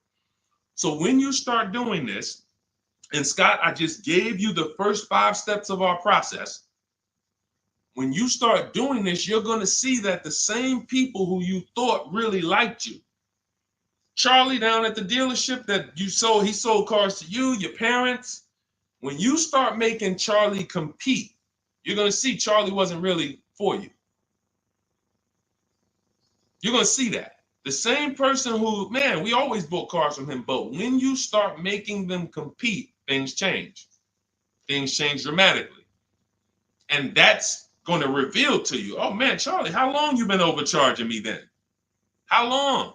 See, because one dealer's best offer is not another dealer's best offer. So it's not like Charlie's lying. When he says to you, hey, listen, Ashley, listen, Miss Whittington, I can't do any better than this. This is our best offer. He may not be lying, especially, you shouldn't be there, but we do this, we never talk numbers in a dealership. But once they say that's our best offer, that's their best offer.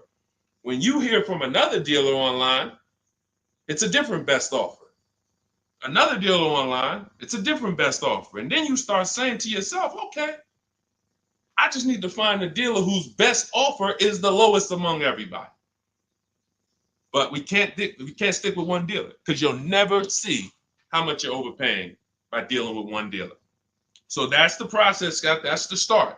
If you embrace that mindset, you're going to win every time. My 2 favorite words are multiple offers. You want to protect yourself from overpaying on anything. I don't care if you're getting your house renovated, multiple offers. Those of you who's not a good negotiator. Before we go to the next question, because I see we got a lot more questions coming, and keep typing them, and Dolan's going to pull the next one. Before we go to the next question, who's not a good negotiator? Type me. Not a good negotiator. I know we got some negotiators on here. We got a good amount of people, but who's not? You just don't like it. You're either not good at it. You don't like confrontation. It's just not your thing. Who'll be honest and let us know. It's not your thing. Okay, I see you, Brenda. Okay. All right. I see you, Tony. Okay. I see you. Let's go. Okay, we got a bunch of negotiators. Okay, I see you, Michelle. Okay, they're coming in now. Okay. Multiple offers is, you never have to be a great negotiator. If you embrace multiple offers, you never need to be a great negotiator, because what happens when you start getting multiple offers, you're not negotiating with the person trying to sell you something. You're making them negotiate with the other people trying to sell you stuff. Big difference. When you negotiate one-to-one, you're negotiating with a person. When you make other people get bids and you get multiple offers, now those people are negotiating with each other to win your business. That's how we have deals. That's how we have people like Danielle here, who she got her Audi. She's paying a ridiculously low payment, $550 a month, $44,000 vehicle, no money down.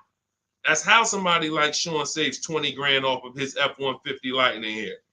Wrote me in. Now pay attention. Pay attention to what I'm about to tell you about Sean's deal. What's so important is he saved 20 grand, 21,000 off his new F-150 Lightning. But here's the big thing. When I asked him about the deal, I want to find his post. He said to me, no other dealer, I want you to see this. He has shopped locally. Where are we? I think this is it. Okay, hang on. Okay, I'll tell you what he said. He had to go 150 miles out to get that deal. He had to go 150 miles out to get that deal. So what you're going to see from most people who learn from me, and you'll be this way too, you're driving an hour to pick up your vehicle, but it's a great drive because you know the money you saved.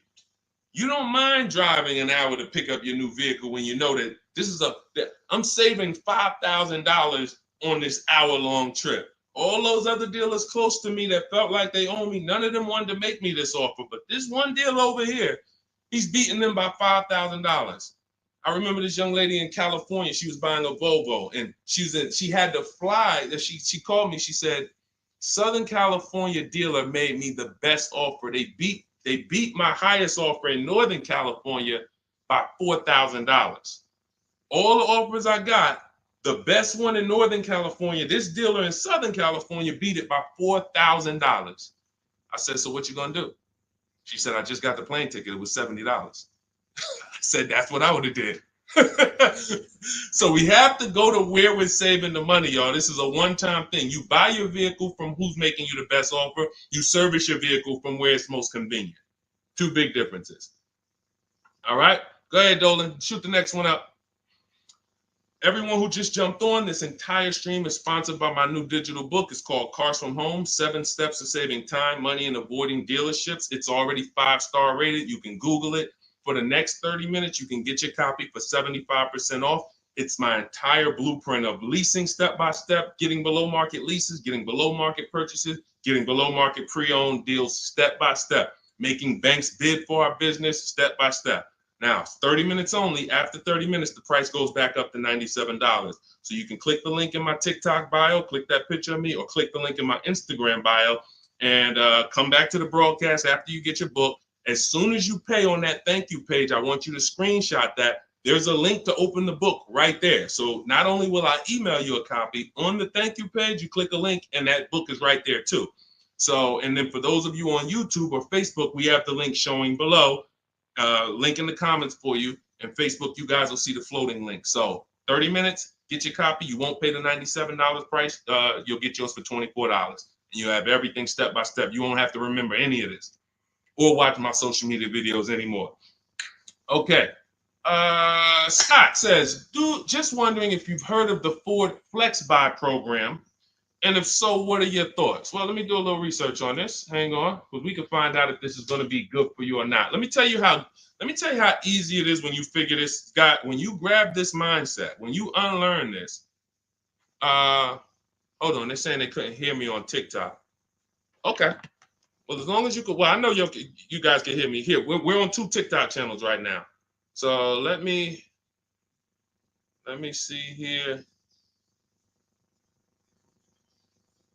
I'm pretty sure. Give me a, before we hit this question, let me make sure. Can you guys hear me on TikTok right now? Type yes. If we don't want to continue and people can't hear us. So let me know. But I see, these are the people I love right here. I love people who say, I'm going to get to it. Hopped off of TikTok, because we're on 2 TikTok channels, and now on Facebook. She said, I'm getting to this information. I don't care if I got a skim platform. I love it.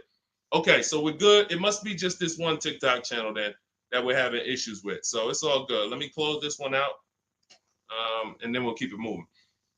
Okay, so this is how easy it is to find out if something's worth it or not. Does it make people compete for my business, or does it try to lock me into something?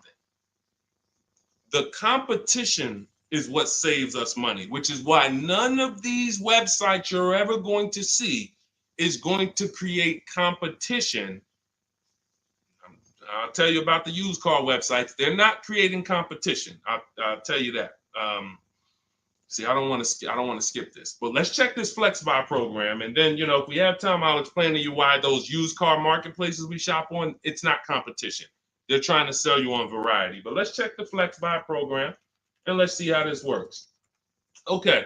So what is Flex Buy? Flex Buy is a unique payment plan for qualified buyers. Ford Flex Buy program payments start out lower, gradually get higher after 36 months. The Ford Flex Buy program takes the rate on a 60-month traditional loan and extends that rate to 66 months. The first 36 months of the loan, the payment will be lower as compared to the 60-month payment. The last 30 months of the loan, the payment will be higher than the first 36-month payment. Although every reasonable effort has been made to ensure the accuracy of the information. Okay, hold on. Let's see. I'm going to tell you what I don't like about this already, and I need more information. If this is in any way adjusting to the market rate. I'm talking about if the bank says like think about an adjustable rate mortgage. Some people have had a fixed rate and some people have had an adjustable rate mortgage. The adjustable rate is good for the lender because the lender says, all right, here, pay this rate that we agree on today, but in 3 years, 5 years, and 7 years on an adjustable rate mortgage, let's talk about what your new rate is based on what the market rate is. If that's in any way like this is trash. Because the banks will say, all right, well, for the first part of the loan, we're going to do one interest rate. And then we'll look and say, midway through, what's the market rate? And if the market rate's lower, great, you win. If the market rate's higher, then you lose. So here's the thing. When we're getting loans, I'm getting ready to explain something to you guys called the bank bidding war. There's so much money in loans, it's ridiculous. That's why there's people who want to loan you money to buy cars. They don't even sell cars. And could y'all keep tapping the screen on TikTok and running those likes up? Can we get to 1,000 likes real quick? Every time y'all tap the screen, y'all run the likes up and y'all actually help TikTok bring more people over here that need to be here. So I appreciate everybody. And thank you to everyone who hits the like button. I appreciate you. It does matter. Now, the credit bureaus in the United States allow you to do something called rate shopping.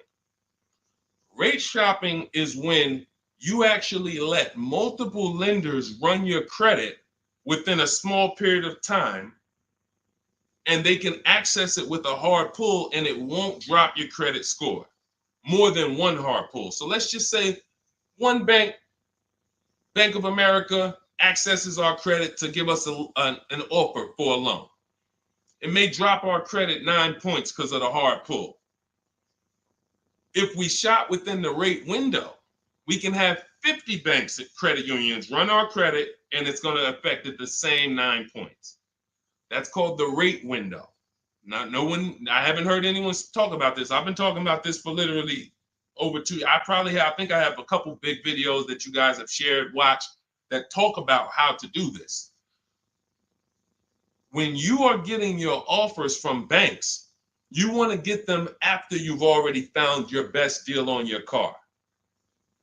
Because once you get your best deal on your car, you have everything you need now to go to the bank or go online, call the bank and get an offer. Who's had a bank tell them when they call for some type of offer, the bank tells you, well, we need you to have a car first.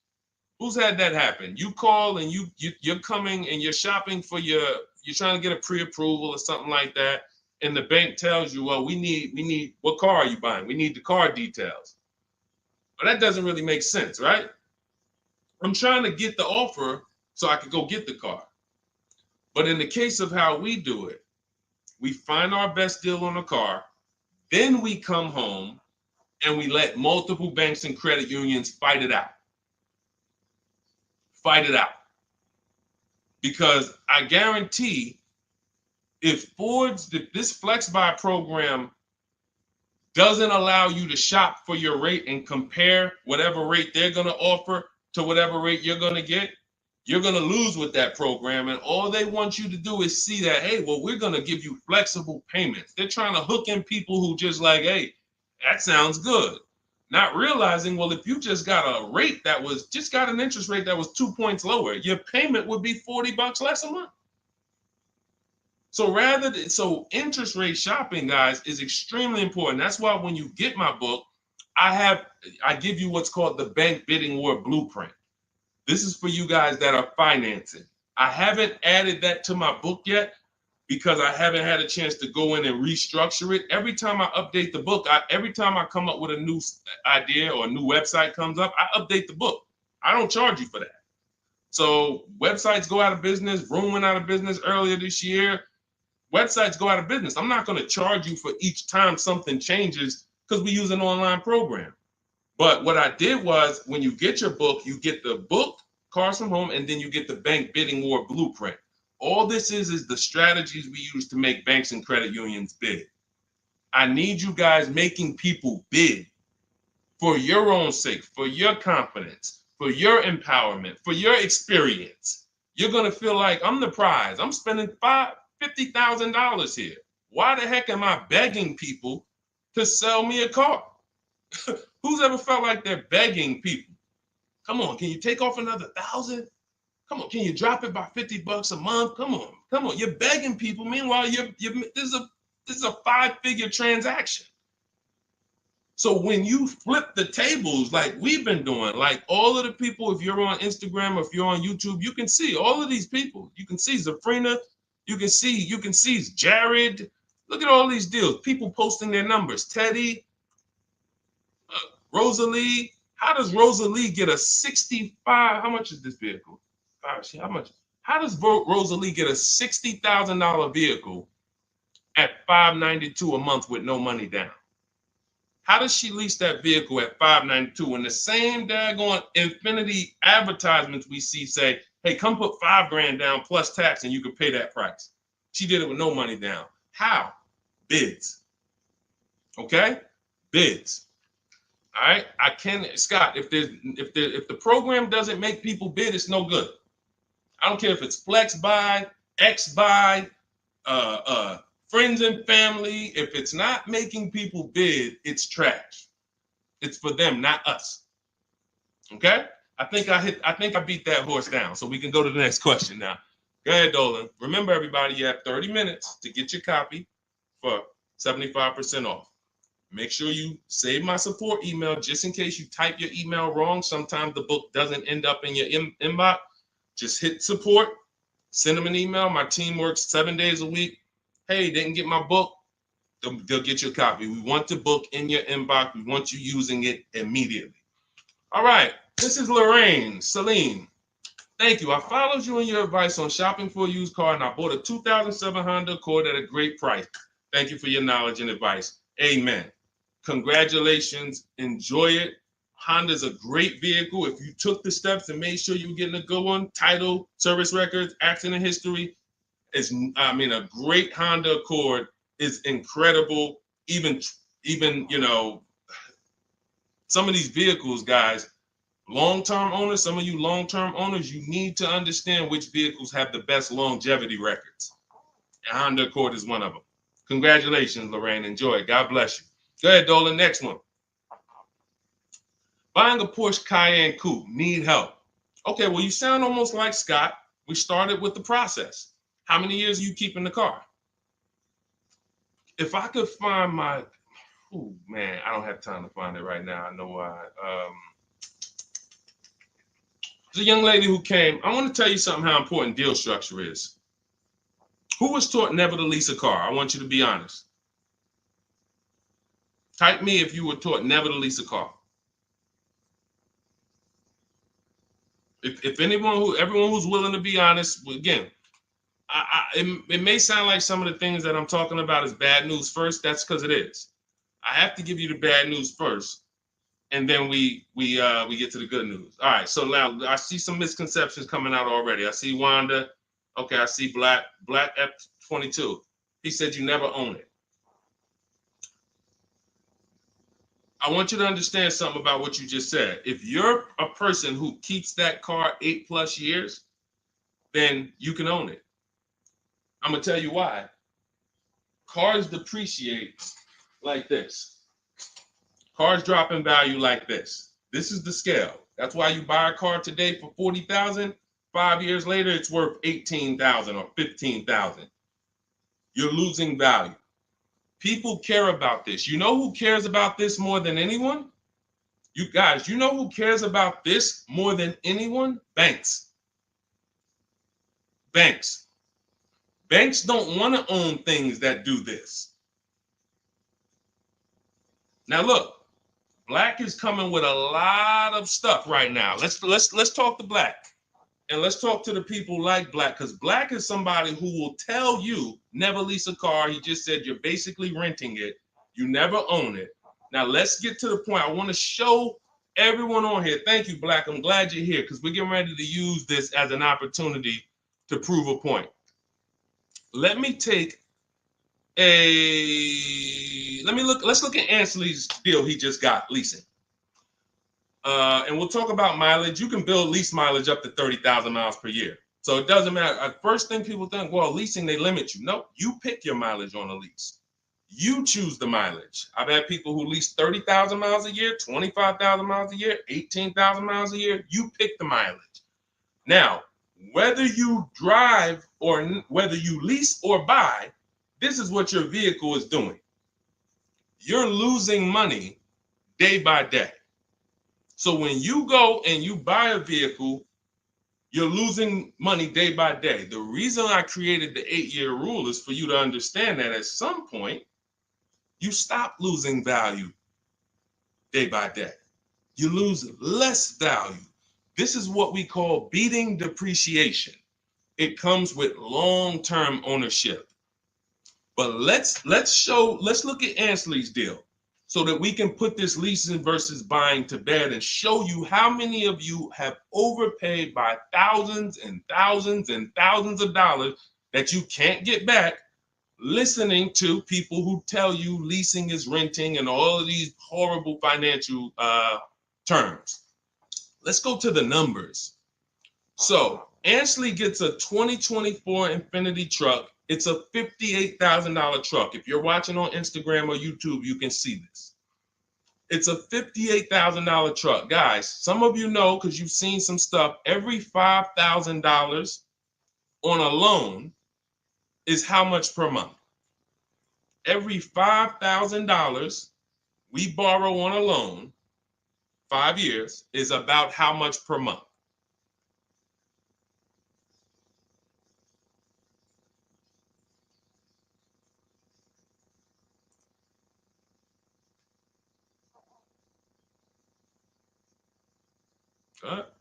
Anybody know? Thank you, Michelle. $100. Told you, shout out to the people who tapped in, locked in, locked in. See, I love the people who are locked in. It's some people who just, they sleep at the wheel. I need the people who are locked in. I'm really only talking to you. Now, that means this vehicle that Ashley went in to get, his $58,000 vehicle, if he would have just said, all right, I want to buy it because I was taught leasing is renting, how much is it going to cost me a month? No money down. Let's figure, we're going to compare apples to apples. No money down, because when you put money down into the deal, that confuses you. That actually makes you think you got a better deal than you really did. When you evaluate deals with no money going into them, it's easy to see where the best value is. Now, Ashley would have been paying $1,200 a month for 5 years. $58,000. That's not even full tax. Let's just round the tax to 60. Let's just say $1,200 a month. But Deshone, what if he got a good discount? Okay, I'll give you one better. Let's go extra conservative and let's play that game. Let's pretend that he's using my strategies and he found out a way to save a huge amount of money off this brand new Infiniti. He's getting bids, he's using my strategy, but he's not leasing because he's been programmed not to lease. So he's not leasing, but he's going to get bids. Now he saves $10,000 off the price of this brand new vehicle. $10,000. So instead of financing 60, he's financing 50. What's his payment, everybody? What's his payment? We just said every $5,000 is $100 a month.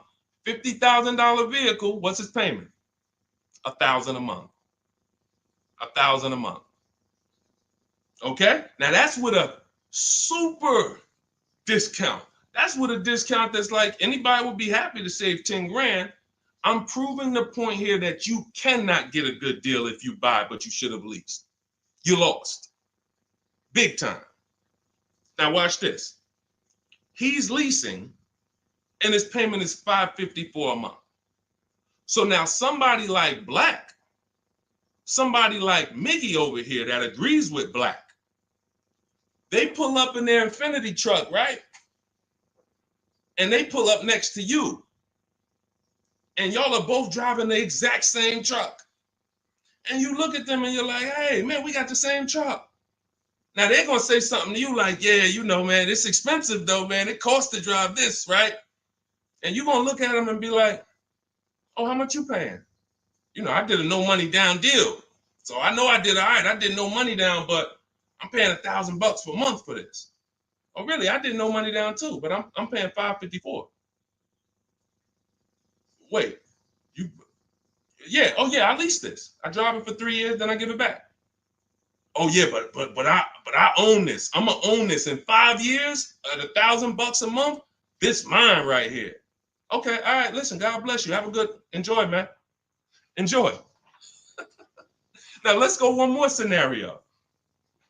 Let's go to the person who says, Deshone, I don't buy used. I don't buy new though. I only buy used. Cool. Let's say you pull up in your new lease that you just got. And again, everyone shouldn't be leasing. That's why step 1 in my book is called the 8-year rule. It's the 8-year rule. If you are keeping vehicles at least 8 years, don't worry about leasing. You're going to beat depreciation. All of that money you're going to pay to own, all the $1,000, all these high payments you're going to pay to own, all this cash that has to come out of your pocket to own, out of your bank account to own, it'll be worth it in the long run. At least 8 years though. And the longer the better. 10, 12, 15, you really want. But less than 8, losing big time. So let's say a person says, oh, I'm going to get a used version. So they find a 3-year-old Infiniti truck just like this, but so instead of paying $60 for it, let's say they find one for $30. Let's give them a good price, good mileage. They think, oh, I'm good. What's their payment, everybody? What's the payment? Come on, stay by the keyboard. I need y'all quick because we're teaching something here to people like Black. They might not get it. I pray that they do, but they might not get it. But the people who are locked in financially, the people who understand financial literacy are going to get this. If every $5,000 is $100 a month and they buy a pre-owned version for 30 grand, what's their payment? Thank you, Michelle. 600. 600. See, he said 500. So this is how I know he's struggling. And I'm not trying to beat you down, man. I'm just saying when you're talking about something you don't understand, it's better to ask questions, not make statements. So now, we pull up. You have your new lease. You got this same deal, $554 a month. He pulls up in his 3-year-old version that has probably 1 year of warranty left. You both did a no money down deal. He looks at you and says, oh, wow, that's the new one, right?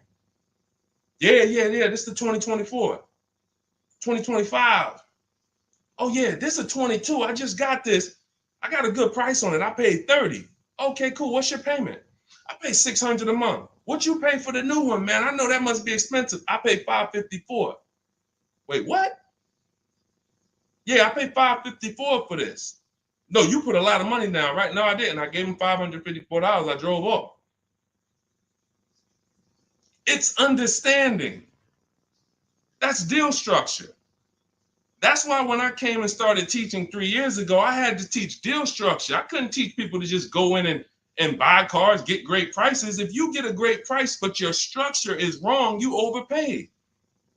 You're driving cars, you're driving older cars with no warranty. And many of people who've been taught to do this, they never even pay the car off.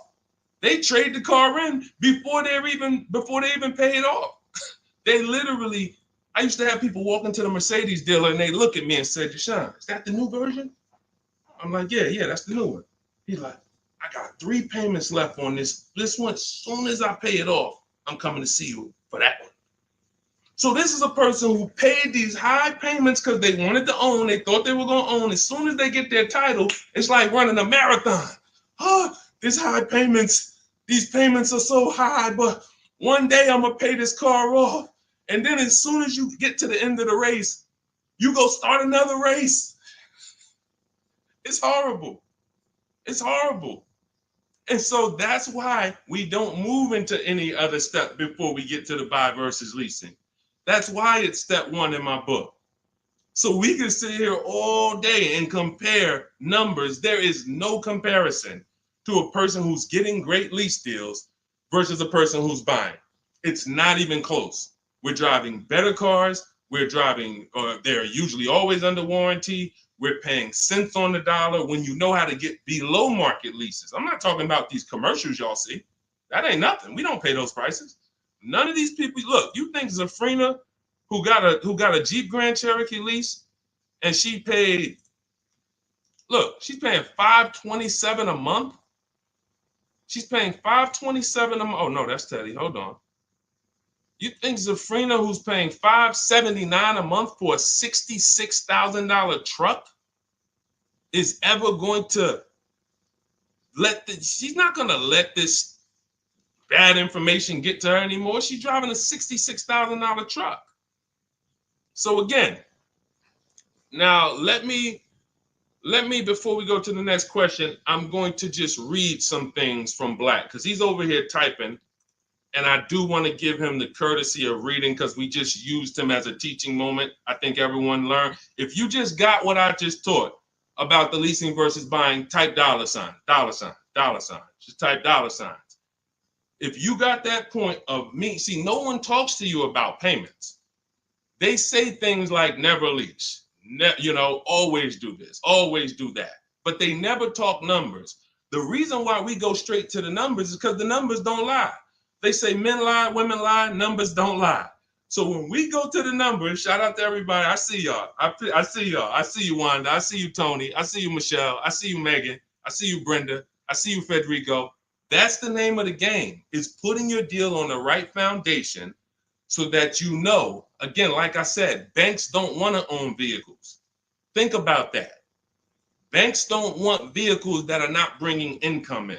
They don't want a depreciating asset on their books because today it's worth 40, tomorrow it's worth 39,800, the next day it's worth 39,700, the next day it's worth 39,600. That's what a depreciating asset is. They don't want them on their books in the short term. They're in the short-term business. And some of us are in the short-term business too. The only people that are winning long-term with purchases are those of you who keep your cars 8+ years. Because you beat depreciation. All right, so Black said, nah, bro. Okay. Keyword, no money down. You put 10 to 20% down, then it's a different story. You can't make this stuff up. Let's go. You cannot make this stuff up. Watch this, y'all. Watch this. I just compared 3 no money down transactions on the same vehicle.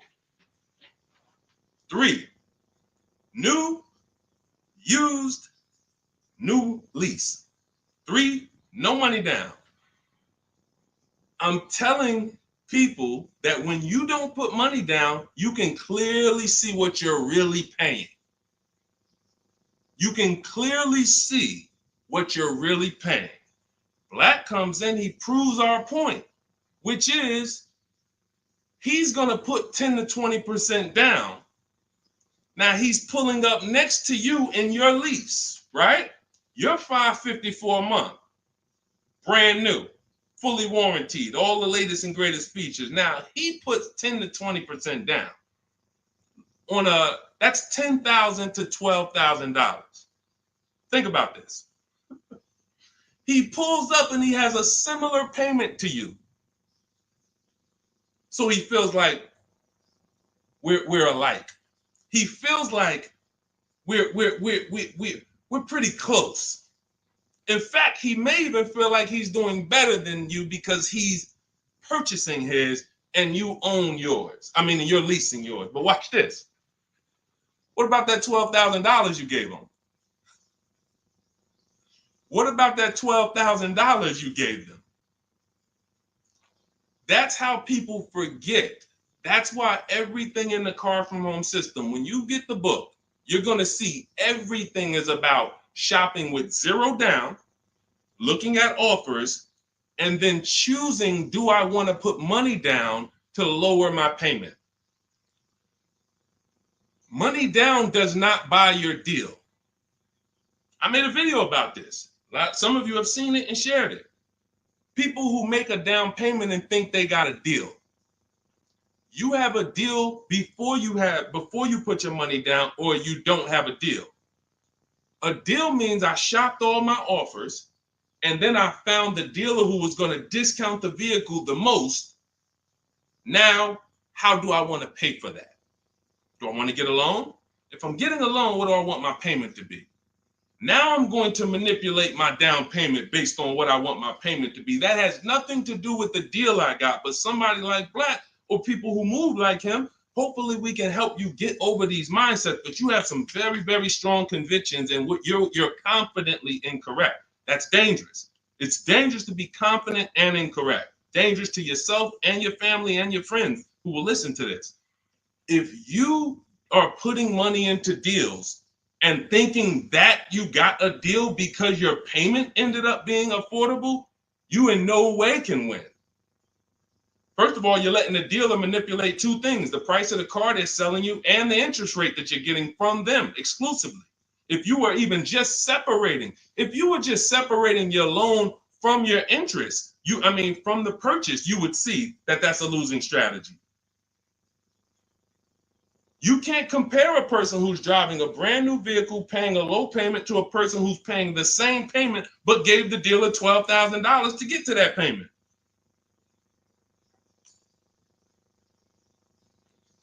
And look, here we go. Now let's get ready for the next question, because Black just said, I believe in the Ramsey rules, not leasing cars, and he's costing you. Now, let me ask you a question. How many years are you keeping your car, Black, on average? And let's just move on from there. We've given you enough, and you've been great. You have been great. I think we have all learned. You've given me a lot of things to be able to teach the audience who's willing to learn, but there is in no way, shape, or form. 3 to 4 years. My man, you are losing like crazy. Look, he's buying cars like this and flipping them. He's buying cars like this and flipping them, coming back. You're spending so much money that I can't even get it across to you because you're not in a posture to learn. You are literally buying cars in their deepest state of depreciation because somebody told you don't lease. You listen to them. You buy the car here. It's worth $40 the day you buy it. You come back in 3 to 4 years to get a new one. They give you $20 for that car. You spent $20 grand. You lost $20 grand in depreciation in 3 years. And you just keep doing that because somebody told you never lease cars and you listen to them. The payments I'm showing you, it's not clicking. The fact that the same car you bought for $40 that you're going to get $20 for, you're paying $40. That's an $800 a month payment. You put 20% down, you finance 30 grand. Now that's a $600 a month payment. That same $40,000 car we're leasing with no money down for $500 a month. No money down. You are spending thousands. We can't help you, man. You got to be willing to unlearn it. You are so locked in, So anyway, but I think, listen, everybody who got it, you understand. That is why leasing versus buying is paramount. You cannot get it. If you are not keeping your cars 8 years, you cannot get a great deal buying. You're going to lose in depreciation. You're going to lose in resale value. When you go to replace that car and you see what it's actually worth and how much you paid over 4 years or 5 years or 7 years, when you compare that to a person who drove brand new cars for that particular same period of time, it's no comparison. And then you have cars with no warranty and all of that. Yeah. Look, Megan said, Black doesn't seem to learn. So to my question would be, could you buy an extended warranty package? Hold on. Why am I getting calls on airplane mode? Sorry, guys. I hold on. Let me put on Do Not Disturb. All right, so go ahead, Dolan. Shoot some. Let's get to Megan's question, and then let's try to go through a couple more. But that was good. That was good, Black. Thank you, because we wouldn't have been able to teach on those points without your questions. Okay, so let's do Carolina on YouTube, and then let's go to we'll hit Megan, and let's go through as many as we possibly can. Hey, I'm new here. I want to trade my 2020 Nissan, and what's the best way to do this, please? Okay, so you have a 2020 Nissan. That's a vehicle that's not 5 years old. First thing you would do, if we were talking, I wouldn't let you buy. Unless you're telling me you're going to keep the next car 8 years, you're losing, because that 2020 Nissan, first thing we want to do is decide whether we're buying or leasing the next vehicle. And as we just said, if you're not keeping the next vehicle 8 years, you should be shopping for below market leases. Then you want to now see what is the most money you can get for that Nissan. We don't depend on a dealer to tell us. You're going to go to these 6 websites. These are 6 websites. You do this in 15 minutes. You're going to find out what that vehicle is truly worth. You find out what your vehicle is worth with offers, not with anything else. Offers. So go to CarMax, Driveway. Write this down. I told you, stay locked in because we do dialogue here. It's not just me talking.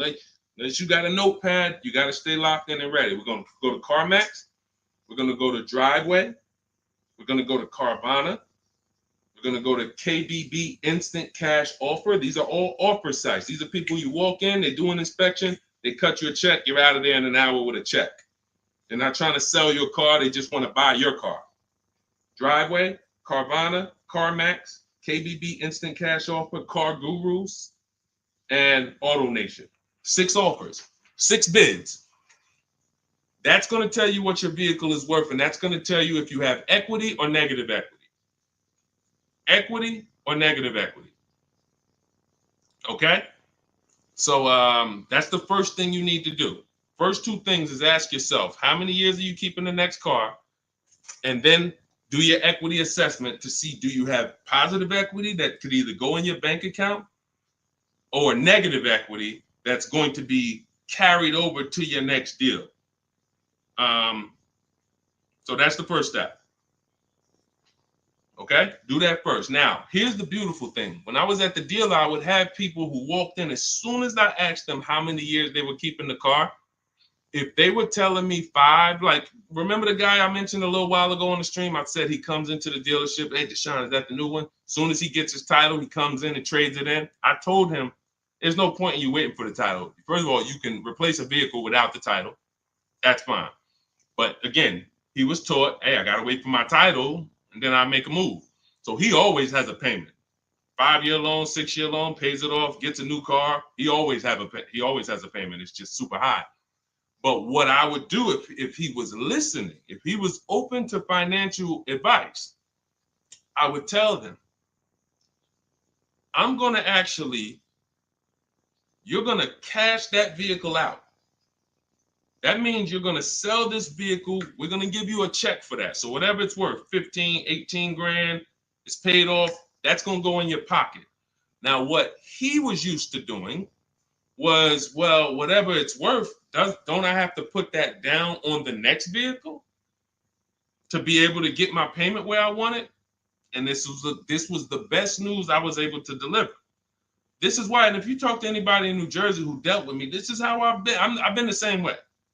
From the minute I started learning about financial literacy when it comes to cars, I was a consultant educating my clients on how to keep the most money in their pocket and drive the best cars.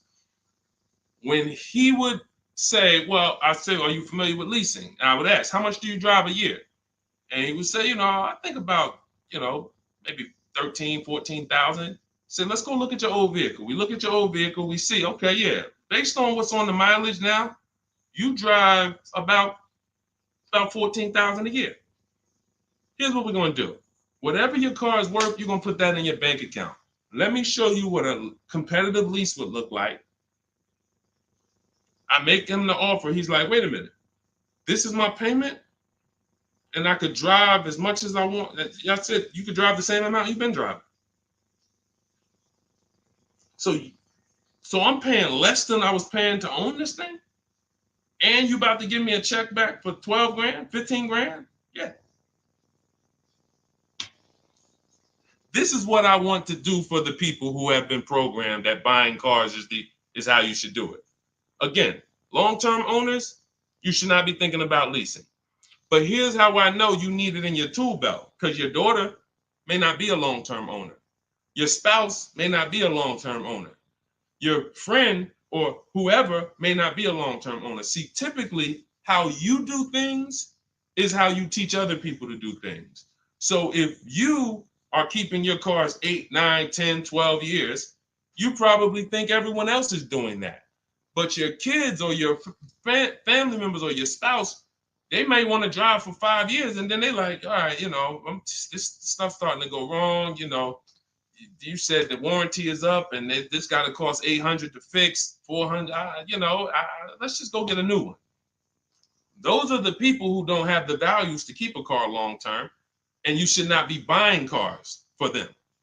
They should be shopping for. Now, both cases you need below market deals, but it does not. But knowing how long you're going to keep the car is how you're going to beat depreciation. So all of this is in my digital book, guys. Everything I'm talking about on this stream is in my step-by-step book. A lot of what we talk about on these streams and in my social media videos is what not to do. My book is about what to do. It's like, do this, do this, do this, do this, steps, check it off the list. Next thing you know, you got below market deals from home. There's only 3 things we go into the dealership for: test drive, have our car appraised, and to pick up a car. We are not there to shop. We're not there to get numbers. We're not there to negotiate. We do all of this stuff from home. So for 30 minutes, if you visited the website already, you'll see the timer, 30 minutes, you can get 75% off your copy. It'll be in your inbox in literally seconds. And as soon as you pay, in my TikTok bio, in my Instagram bio, Facebook, we have a link floating for you. You guys should be able to see the link. And then Instagram, we have YouTube, we have a comment pinned for you guys. You'll have the book, but as soon as you pay, you're going to see the thank you page. It says screenshot this page. You'll see my support team email. Sometimes you type your email wrong. Contact support if the book is not in your inbox in literally 5-10 minutes. Also, as soon as you pay, you see a link that says open your book below. So there's 2 ways I'm delivering the book to you. Right there as soon as you buy, but I'm also emailing you a copy. But sometimes, we fat finger the keyboards and there's a letter off. So make sure you hold on to my support team's email and hit them up. Okay, good stuff. Get your copy. Listen, once that clock hits 0, the price is $97, which is still worth every penny. If I missed it, I go back and look. Knowing what I know, knowing what the people know, look at Tiffany. Look at Tiffany's deal. Look at Tiffany's deal. Matter of fact, let's show Vicky's deal. Look, thanks to your books and your methods, I was able to get my new lease for a 2024 Volkswagen Atlas SE Peak Edition with the tech package for $175 per month less than my first quotes. I did it all online except for picking up the car. I put no money down other than my first month's payment and DMV, which is probably $200, and saved over $6,000 on the life of that lease using your negotiating scripts. We have email scripts. This is what I want for you. I want you guys not just getting cars. Everybody's getting cars. You'll see people posting their car. Oh, I needed an upgrade. Look, get a bunch of likes. Hey, had to treat myself. You'll never see the numbers though. I want you, every time you get a car, I want you just as excited about the numbers you got as the car. And this will make sure you get there. Go ahead, Dolan. Shoot the next one up. Okay, Brandon from TikTok. I've lifted the Denali truck. I owe $6,500 on it. It has 163,000 miles. It needs $3,500 worth of front end work. Should I fix it or trade it? I'm the only owner. I would make sure you get a second opinion on how much it's going to cost to fix. Lifted Denali is going to have a low resale value. But here's the thing. The cost of replacement is always more than the cost to fix. Always more. So if you got a truck, and again, your truck, you got a loan on it. You got a loan on it, 163,000 miles.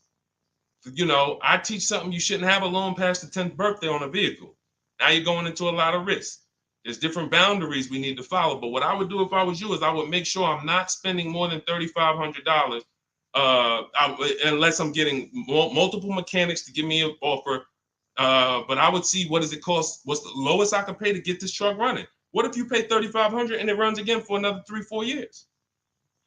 All day long. Because to get a new vehicle, $3,500 is coming out your house in probably 6-7 months. Which would you prefer? $3,500 one time and I could drive this thing for another 3 years, problem free? Or $7,000 or $10,000 a year that I'm going to pay to get a new truck. Keep the cost low when you can. All right. Listen, I'm going to jump off. Everybody, listen, we'll be back for another stream. We went deep today. I think we dug into stuff we've never dug into before. Thank you to Black for, bringing some information to us that allowed me to teach and help you guys unlearn. Everything you need is in my digital book, Cars from Home, 7 Steps to Saving Time, Money, and Avoiding Dealerships. Normally $97.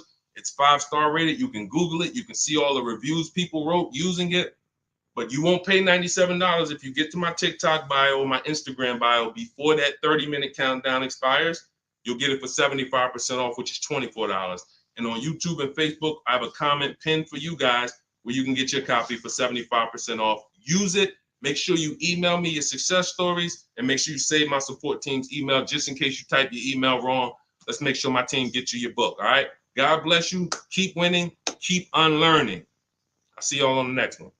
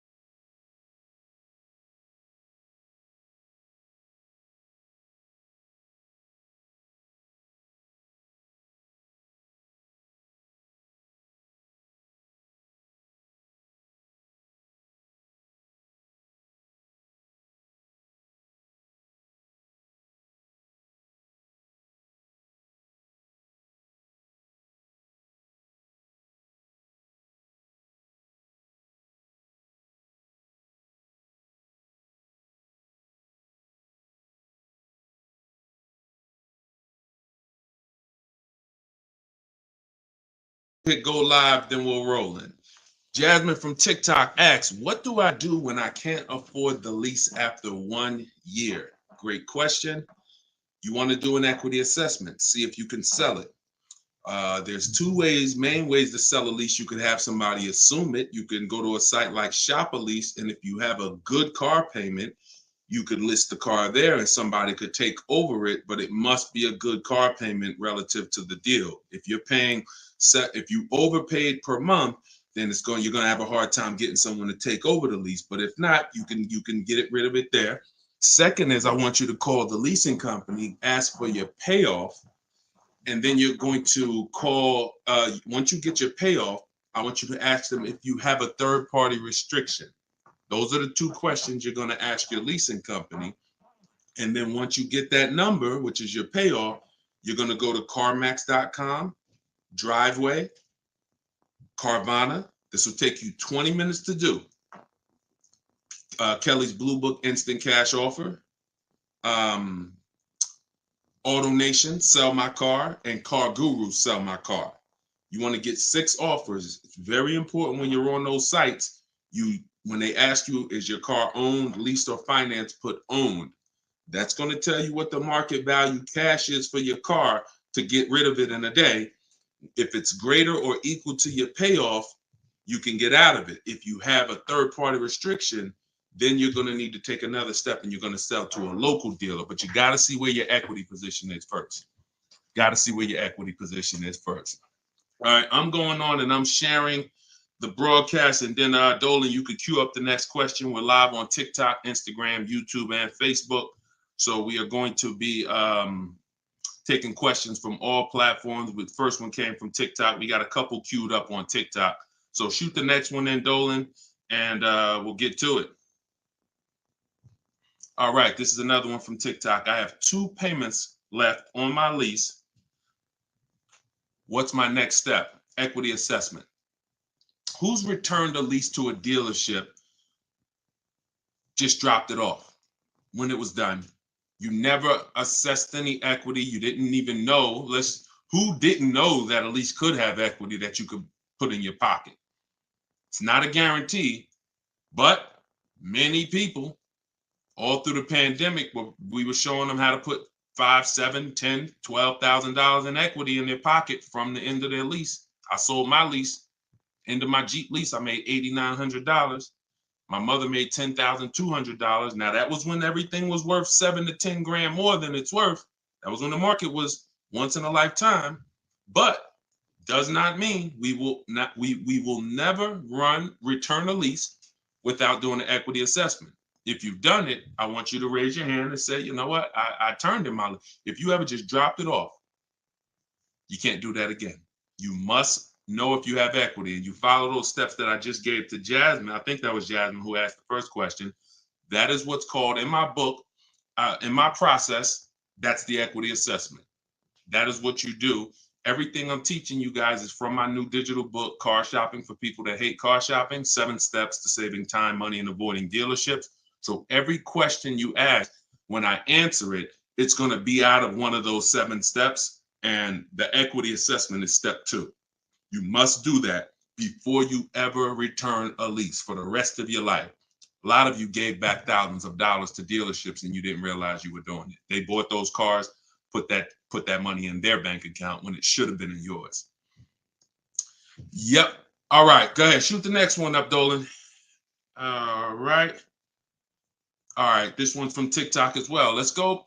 Facebook, type your questions in. YouTube, type your questions in. Instagram, type them in so we can get to you guys. Another one from TikTok. Thinking of trading a car for a newer model. Should I keep the car and just get the new one? It's a good question. What's the benefit of keeping the car? If you were a high mileage driver, then I would tell, let's just say you said, Deshone, I'm driving 20,000 miles. It's in high mileage drivers, I want you to type HM. If you do over 20,000 miles per year, even 18,000 miles per year, just type HM.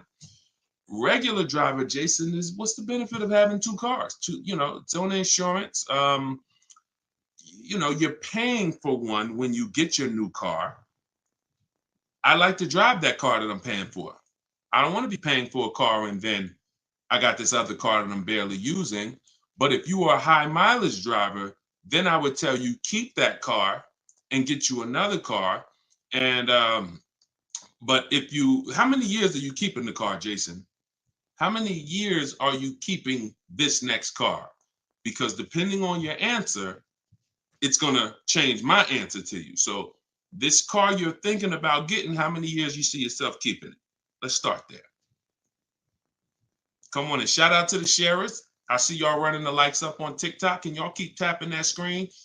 Just every couple minutes, throw a couple taps. It really helps the broadcast, and I appreciate everybody who's helping us get this message out.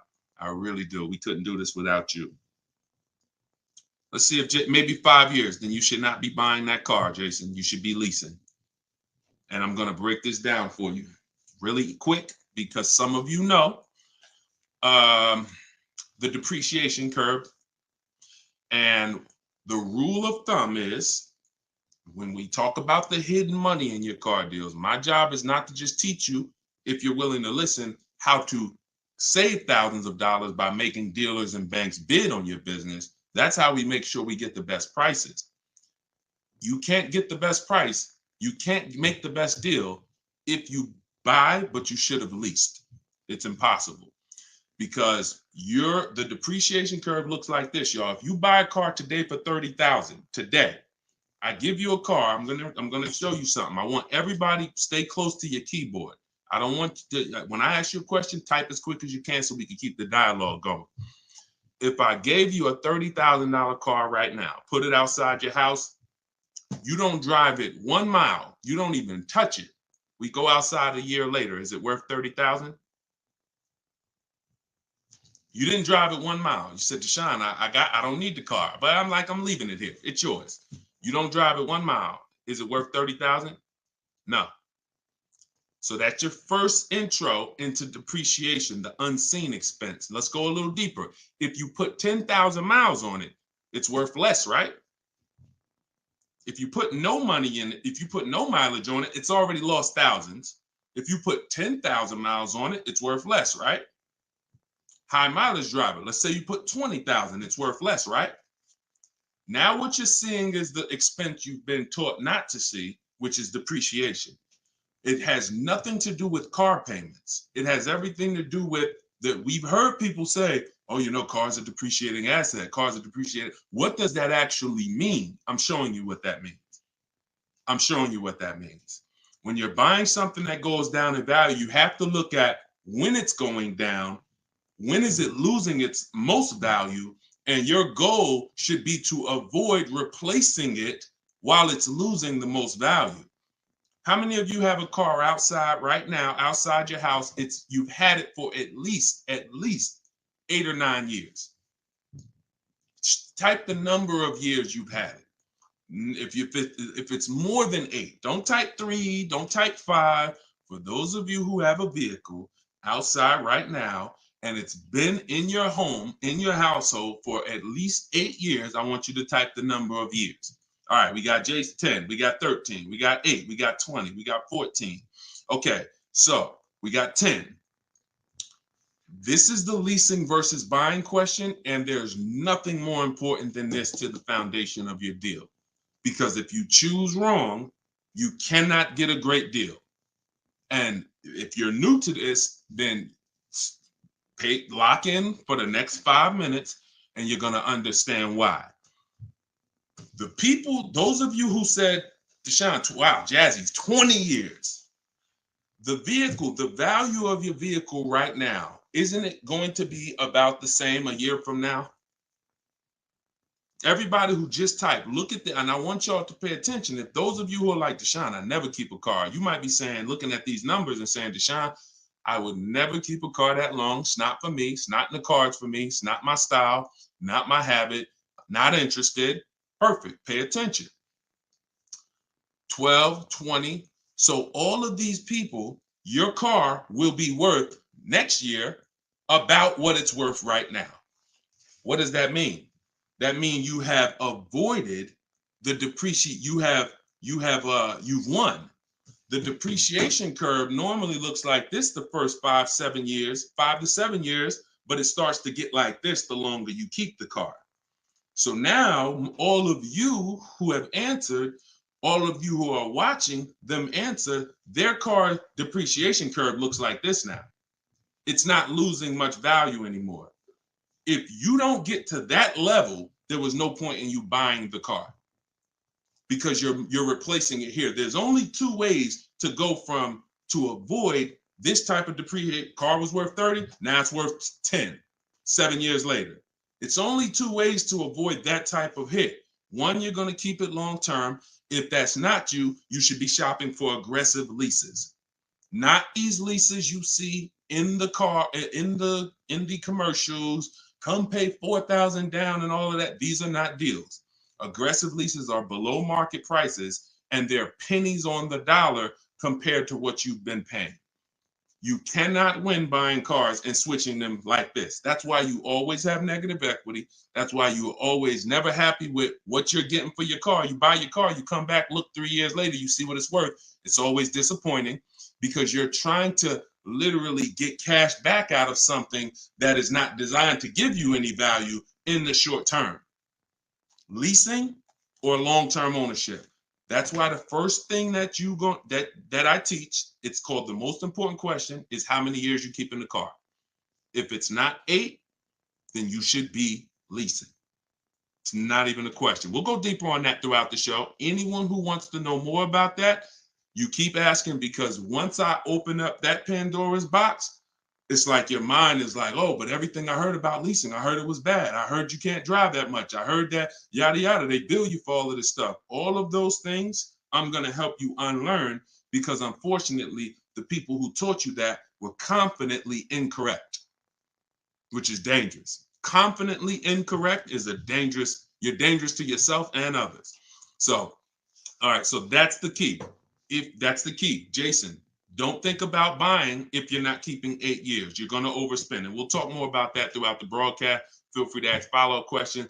Go ahead, shoot the next one, and I'll go as deep on that subject as we need to for you to understand it. It'll give you some lease comparisons. You'll see what great leases look like, and you'll see how there are pennies on the dollar when you know how to get great lease deals.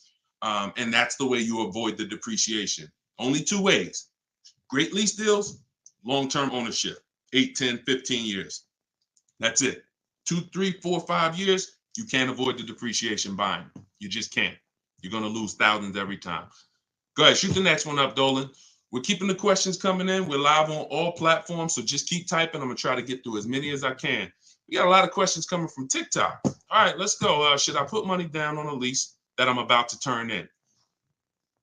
That you're about to turn in. I'm gonna assume you meant, should I put money down on the lease that you're about to get? So check it out. Here's how you shop all your lease deals from now on. there's one thing that I never want you to say again. It's really two things, but in this subject, the other thing is trade. This is down payment. I want you to eliminate the words down payment from your vocabulary because it's been used as an opportunity to get more money out of you. Who's ever went in, thought you were making a car deal, you thought you were going to put maybe $1,500 down, and then somewhere down the lines, these hidden things come like, oh, well, you got the taxes and fees, and then you end up putting more down than you thought you were going to. Has anybody, that ever happened to anybody? Hit the raise your hand emoji or just type me if you've experienced that. You thought you were going to be putting this down. You might have gotten to the finance office to sign the paperwork, and now you got to come up with another 500 or 1,000 or the taxes or the fees or whatever it is, right? So I spent 14 years in the car business. For those of you who don't know me, I've seen the way we call them the 80%. 80% of people shouldn't be in the car business. They're overpriced. They'll sell their grandmother the highest price car. It doesn't matter. They have no integrity, very little morals. We don't buy from them. What you need is to learn to avoid them, and you also need to learn to find the 20% who beats them all the time. So when you shop your car leases, you are always going to shop. You're no longer going to say down payment. You're going to say this: total out of pocket. Total out of pocket. See, total out of pocket means that's what I'm giving you and no more than that. You'll see the difference. Down payment can be, that's my down payment, but what about my taxes and what about, so that gets convoluted. When you start using, hey, I'm only doing this total out of pocket, it's hard for them to switch it up, especially when you're adamantly aware of what that means. This is all the money that I'm putting out of my pocket. You could also say do it signing, but total out of pocket is probably more of a universal term. You shop your leases with 12,000 miles. Now, who was taught they limit you on the lease miles? Who was taught they only give you 10,000 miles? Because this question from TikTok, the person's asking, should I put money down on a lease? So I want to tell you how you always want to shop your car deals with no money down. That's what's confusing you. What's confusing you is when they mix the down payment and start throwing monthly payments, you are now not aware of what you're truly paying for the car, what you're truly getting. And so this is why you use what I'm telling you, you shop my way. You're never going to shop with down payments. That doesn't mean we don't put down payments down, but we do not get offers and we're not out there shopping with down payment money. Okay? So, all right, I see it's happening to you, Fouché. So you're going to get your offers with first month's payment, total out of pocket, taxes and fees in the payment, 12,000 miles per year. Once you do that, I teach in my book, I have a new digital book. It's called Car Shopping for People That Hate Car Shopping, 7 Steps to Saving Time, Money, and Avoiding Dealerships. I teach a strategy called the 25 to 5. We're going to connect with 25 dealers. We're going to get 5 offers. We do not make a decision without at least 5 offers. Because once you see, thanks to everybody who's supporting the broadcast with the gifts, I appreciate that. Once you see how different the offers are, you're going to realize you're going to see how much money is in multiple offers. You must get 5 offers because 80% are overpriced. Don't try to change these people. Don't question, oh, listen, why are dealers like this? Why are the 80% overpriced? Listen, Jim Rohn used to say, don't sign up for that battle. Why does the sun come up in the east, and, in the east and set in the west? Like, don't sign up for that. Some questions are not worth asking because they mean nothing. Just know that's what it is. Expected. 80% are going to be overpriced. This is why you are not going to get your best deal walking into a dealer anymore. You're going to sit at home. You're going to decide what you want. We call that shopping, not buying. This is step 4 of my process. We have 7 steps. Step 4 is shopping. And then once you decide what you want, you're getting it from home. 90 to 100% of your new car transaction and your leases should be done from home. That's where your power is. That's where you have the power of leverage. That's where you have the power to make multiple people compete for your business, which saves you thousands of dollars. I'm going to give you tons of examples. This works every time. How do we know? It's the way we buy everything else. Everything we buy in life, we go into the grocery store, we need spaghetti sauce. You need laundry detergent. It's a bid. You may not be aware, but I'm going to make you aware. Everyone is bidding for your business.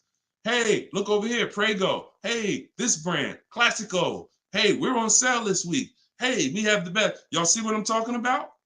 Everything that we buy, especially expensive items, but even low price items, companies are competing, except in car dealers. They've trained you. They've trained me. If I wasn't in the business for years, I wouldn't know, to focus on one place and think we all have the same pricing.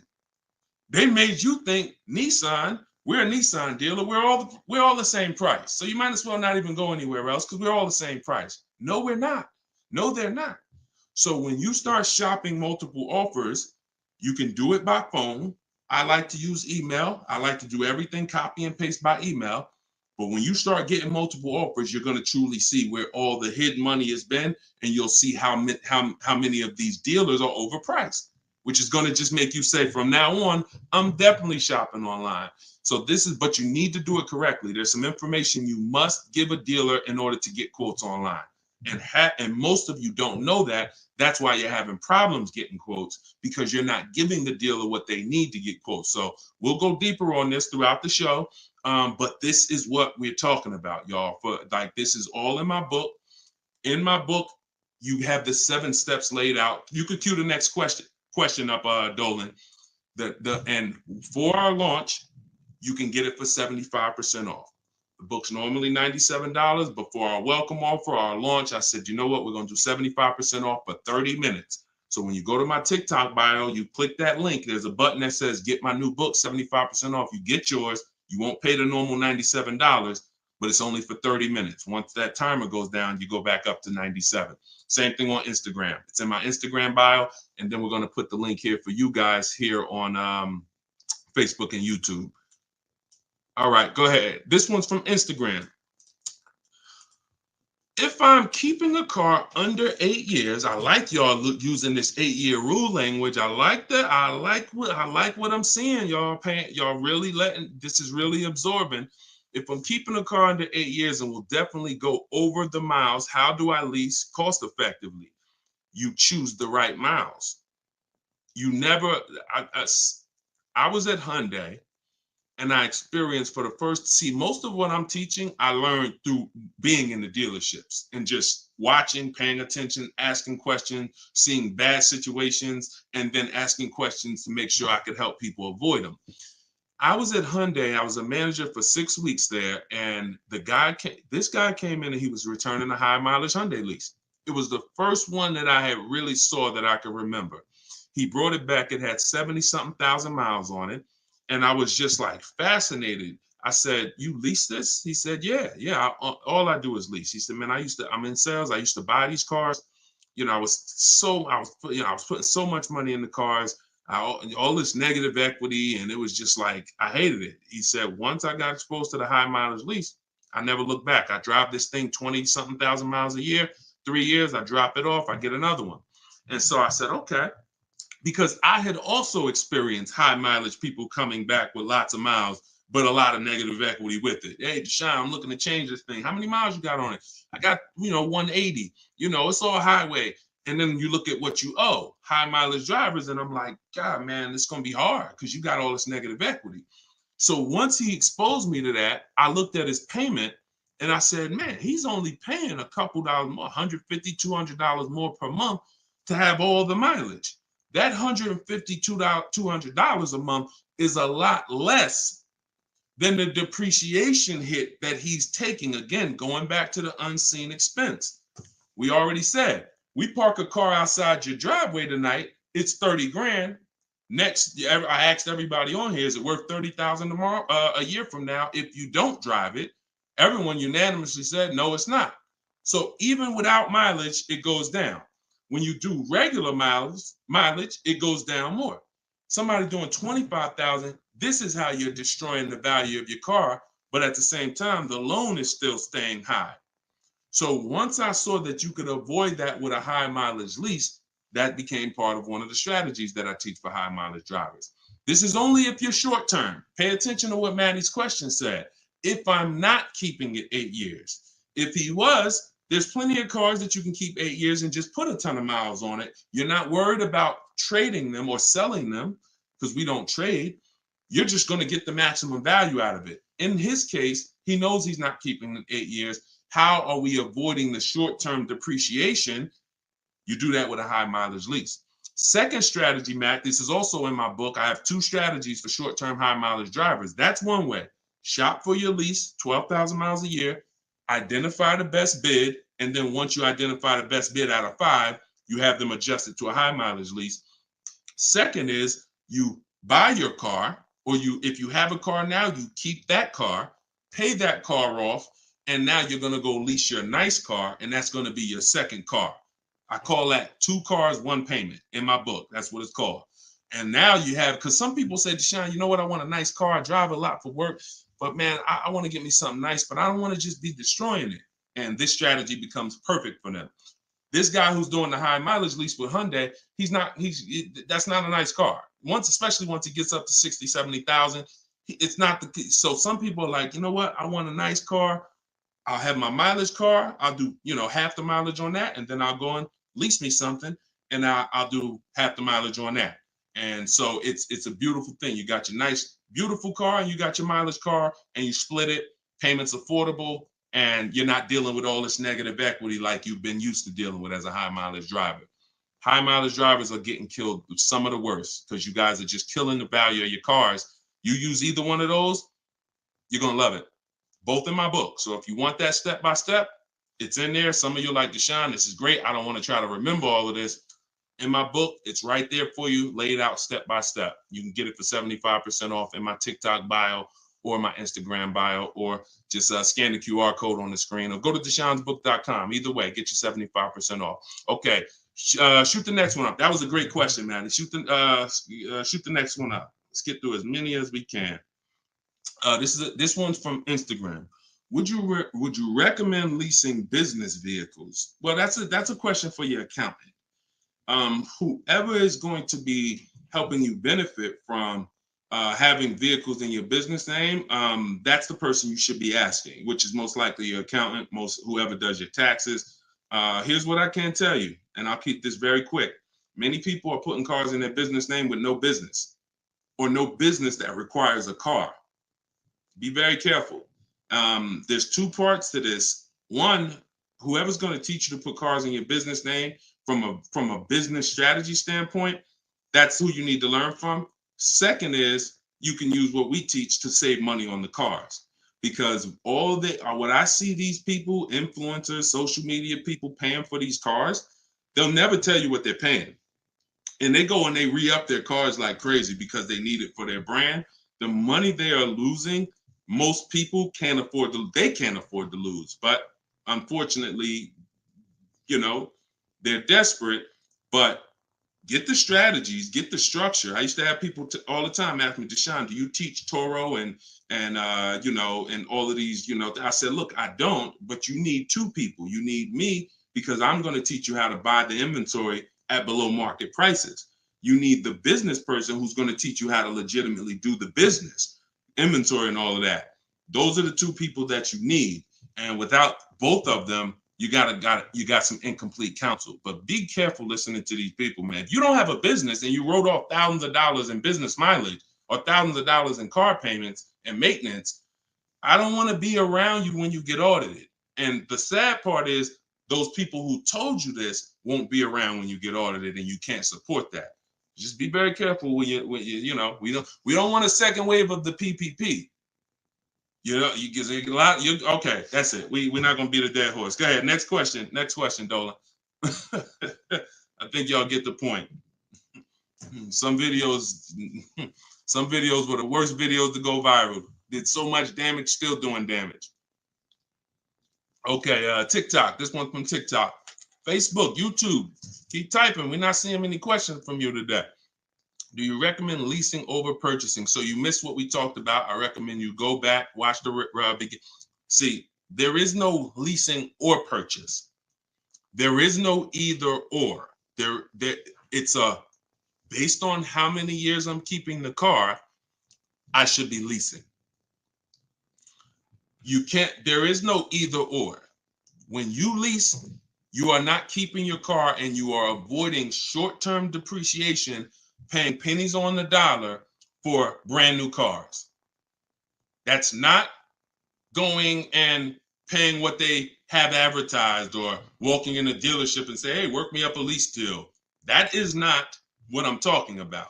When you add up the payments from doing that, you're going to see you overpaid. You probably broke the 1.5% rule and you paid too much for a car you're giving back in 3 years. What I'm talking about is aggressive lease deal. Look at this. Give you an example. I'll give you an example right here. So, and this one, I love to use her because she was in the middle of the pandemic.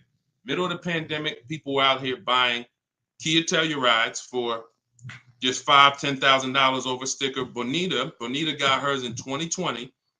She got a 2023 Kia Telluride, put $600 down, and that was her car payment every month for 3 years, $600 on a almost $47,000 Telluride. Why is this so important? Some of you know, you may have seen the video, how much is every $5,000 in a car purchase price? How much is that per month on a loan? Every $5,000 is how much per month. So we're going to compare Bonita's incredible lease deal she got to someone who bought this same vehicle to show you that if you should have bought, but you lease, if you should have leased, but you bought, there's no way to win. It's over. $100. Good job. So that's clicking in. Ronald, great. $100. So whenever you look at a car, you look at a $10,000 car, your mind should automatically say that's $200 a month. 5-year loan. $20,000 car, $400 a month. 5-year loan. $45,000 car, which is about what Bonita got, that's a $900 car payment. So there's people driving this car. We're not even taking into account the taxes and anything like that. That'll put it up probably about 40. Actually, that'd be put it about 50. For her truck was 46, taxes and fees, call it 50. It's about $1,000 car payment for 5 years. She's paying $600. This is why there's no comparison. And sometimes your mind may play tricks on you. Yeah, but it's more than that. Is it?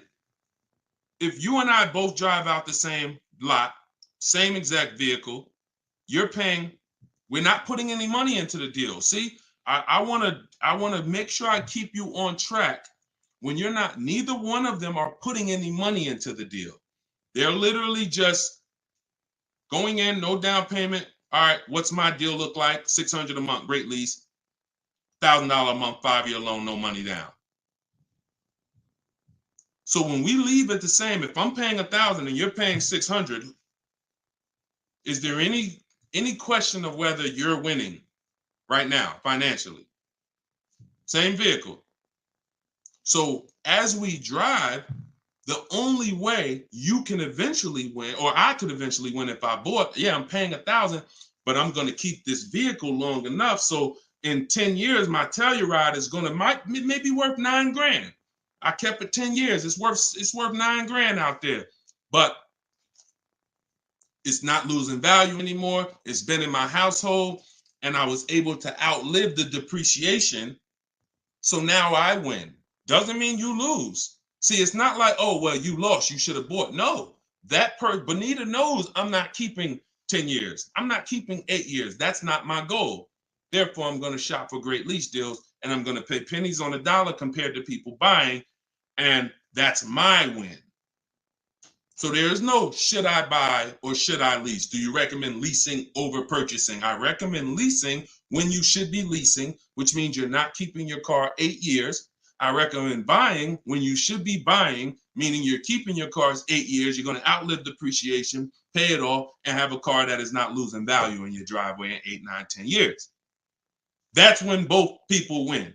And if you're stuck in the middle, then what I recommend is you get out of stuck in the middle because you're losing tons of money. Get out of being stuck. Buying leases out, buying loans, straighten them in. Get to one, choose a side. I put 2 good sides in front of you. Choose a side. All right? Good question, though. Go ahead, Dolan, cue the next one up. This was good, man. Wait, let me make sure. I'm trying to make sure I'm sharing all of this. Shout out to the sharers. Everybody getting value out of this? Type $signs if you're getting value out of the show. This is what we do. All right, go ahead, shoot it up. All right, a lot of questions from TikTok today. YouTube, y'all, come on, type the question. All right, good to see you, Melody. I see. All right, when is it a good time to buy a car? Sashi, there's no good time. There's no bad time. Dealers have to make deals. See, I want you to not believe the marketing. What I want you to also do is I want you to pay attention when we do these shows. Pay attention to I don't want you shopping in an emergency situation unless it's an emergency. What does that mean? If your car was totaled, stolen, then it's an emergency. You got a couple days, no problem. You can use what's in my book. You can get bids. As long as you get multiple offers, you won't overpay. If you have your back against the wall, that's going to happen every now and then. Multiple offers is the key. If anybody had to go buy a TV right now, I said, look, you got 48 hours, you got to get a 100-inch TV, and you got to get a great deal on it. Is anybody worried about overpaying for the TV?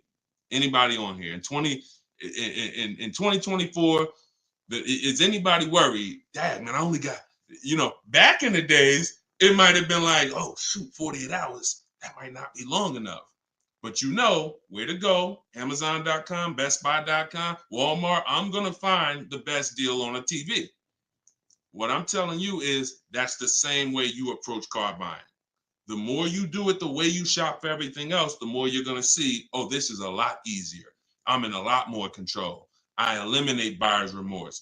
So so even if your back is against the wall, if you're shopping, buying, you still should be getting multiple offers to make sure you're getting the lowest in the market. I'd say at least 5 because 80% are overpriced.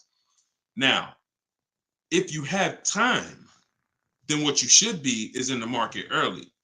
I teach something called 2 dates. The as soon as date, no later than date. As soon as date means soon as you can make a deal. Don't look at offers until you can make a deal. Don't entertain it's a waste of time. You might say, Deshone, I'm waiting to get this promotion at work in May. Then I'm a car shop. Should I look at deals now? Makes no sense. You can watch the market, but it makes no sense to entertain offers because you're not in a position. So as soon as you could accept an offer. Now that might be today. Then no later than date. That's the deadline. The gap in between that is your leverage. What does that mean? The ability to say no. See, you're about to start shopping in a way where you can say no, and the people that are walking into dealerships usually have put themselves in a position where they can't say no. So they're walking in saying things like, I need a car right now. My lease is up. If your lease is up, call, get a free extension.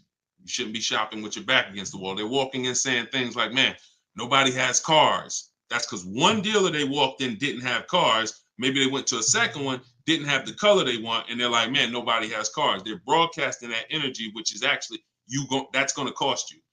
When car salesmen take it from me, I was in there every day of my life for 14 years. Not every day, we had days off, but when you say things, we're trained to hear them. No one has cars. That means the price just went up. If I have a car, you're going to pay more for it. This is what the 80%, this is how the 80% think. It's a mind game. So you don't want to be there. You want to be at home. And when you have the ability to say no, now here's what you do. You reach out to dealers for your offers and you're telling them, hey, I can make a deal right now. This is what I'm looking for. But I don't need a car until July 3rd. See, that's power. That means, hey, if I got a car coming next month, I can talk to this person about it. Most times a person walks in, they need a car this week, next week. That means whatever's on the ground, that's all we can talk to you about. But when a person has been proactive in shopping, which is what I want you to do, which is what I'm going to teach you to do, it's all in my book, and it's everything you'll hear me talk about, is when you have the luxury of time, it benefits us. We make our contacts. A dealer might say, look, I don't have a car right now, but I got one coming in 6 weeks. Is that good for you? Yeah, give me an offer. Absolutely. Now, we don't talk. So I'm telling you, you could do it your way, which is call. I always say, ask for sales managers if you're trying to get offers online. If you're trying to get offers from home, we need at least 5. If you're going to do it my way, if you're going to get deals like Danielle and like the people you see me broadcasting the show, you get it at least 5. Sometimes we get 10. I think somebody we showed the other day had 10 offers. So the point is, if you have the luxury of time, you want to use it. Don't be sitting here saying, man, I really can make a deal now or 3 months, but no one knows that. And then you wait until you only need to make a deal in a month. Now you start contacting dealers. You've given away some of your leverage. And if you're shopping for a used car, you can watch the market. When you start looking and you can see, man, I've been watching these cars for 45 days. I see the prices. When I first came, the low side of the market was like 26. Now I see that low side is about 24, 25. So these are things you can't do when you're shopping when you need a car. So there's no good time to buy a car because dealers want to make deals throughout the month. But there is a bad time if you've used up all your leverage. And if you've used up all your time, then you must do multiple offers or you're going to get killed. Sorry to say, there's no other way to say it. If you don't know how to shop multiple offers and you walk in needing a car in 2 days, you are going to overpay. So multiple offers is always the answer. All right. Go ahead, shoot the next one up, Dolan. Great question. This one's from YouTube. I'm only able to get a rental for delivery work. Is there any cons to this method? I don't really, okay, I think you rephrased it. Is there a proper way to rent vehicles for work, or is it fixed market and there's no way to save money? Absolutely not. Renting is going to be way too expensive compared to, this is why when people say, who's heard leasing is like renting? Who's heard that? Type the raise your hand emoji or type me if you've heard leasing is like renting. It's one of the most ignorant statements that there's a lot of ignorant statements made about leasing, but that's one of them. Renting is expensive. Renting, you don't get a lot for your money. It's usually a short-term thing, 1 day, 1 week. You know, maybe if you had an accident, cars total 30 days. It's not meant to be long-term. So what I would tell you is if you were renting a vehicle, I would tell you try to go on Turo, try to find somebody who's willing to rent to you, possibly on a long-term basis where it's not going to be as expensive. Because I'm guessing if you're renting, there's a particular reason for that. But the money you're going to pay in renting, you should probably put some of it to the side, try to get you a car, cash, Facebook Marketplace, something to get out of that cycle and start to rebuild. In my book, I have a strategy of plan B, plan C for bad credit, where, you know, you can talk about cash, you can talk about buy here, pay here, even buy here, pay here, if done right, is better than renting. When I was 20, my second car, actually, my first one was a $500 car. And after I got a buy here, pay here Chevrolet Cavalier. It was, I put $1,500 down. I paid $50, I think, a week. And I paid off the car in a couple months. That car lasted me 6 years. So the key with buy here, pay here is to make sure you're getting a great car, a quality car, but renting, that if I had to rent a car and I'm in a position, I would try to find somebody on Turo, the lowest price per day, and then see, hey, if I did a long-term per month rental, how much would you give it to me for? I try to work that out, see how that works. All right. God bless with that. All right. Next question, Dolan. Shoot it up. We're getting a lot of questions, so I'm going to try to move faster through the answers. This one's Facebook. Once you have the car you've decided on, how do you go about getting multiple offers from dealers? Well, you could do it the manual way, which is I would see the only bad thing. See, and here's the thing. You guys know if you've been on, if this isn't your first time, if you've seen, you know I don't hold back. But I can't teach you scripts that I've written specifically so you don't have to talk. There's tons of scripts that I have in my book that you're copying and pasting from email, because when you're trying to get quotes online, you're dealing with trained people. And unfortunately, those trained salespeople are dealing with untrained customers that are not giving them what they need, not giving them the information. So 9 times out of 10, they assume anyone online doesn't really know how to shop online. they're defensive, and they're not even going to give me what I need to make them an offer. That's why I keep trying to get them to come in. So when we do our copy and paste, we're giving them what we need. And that's the only reason I say I can't explain that to you. The only way to use that, like, all right, there's scripts for everything.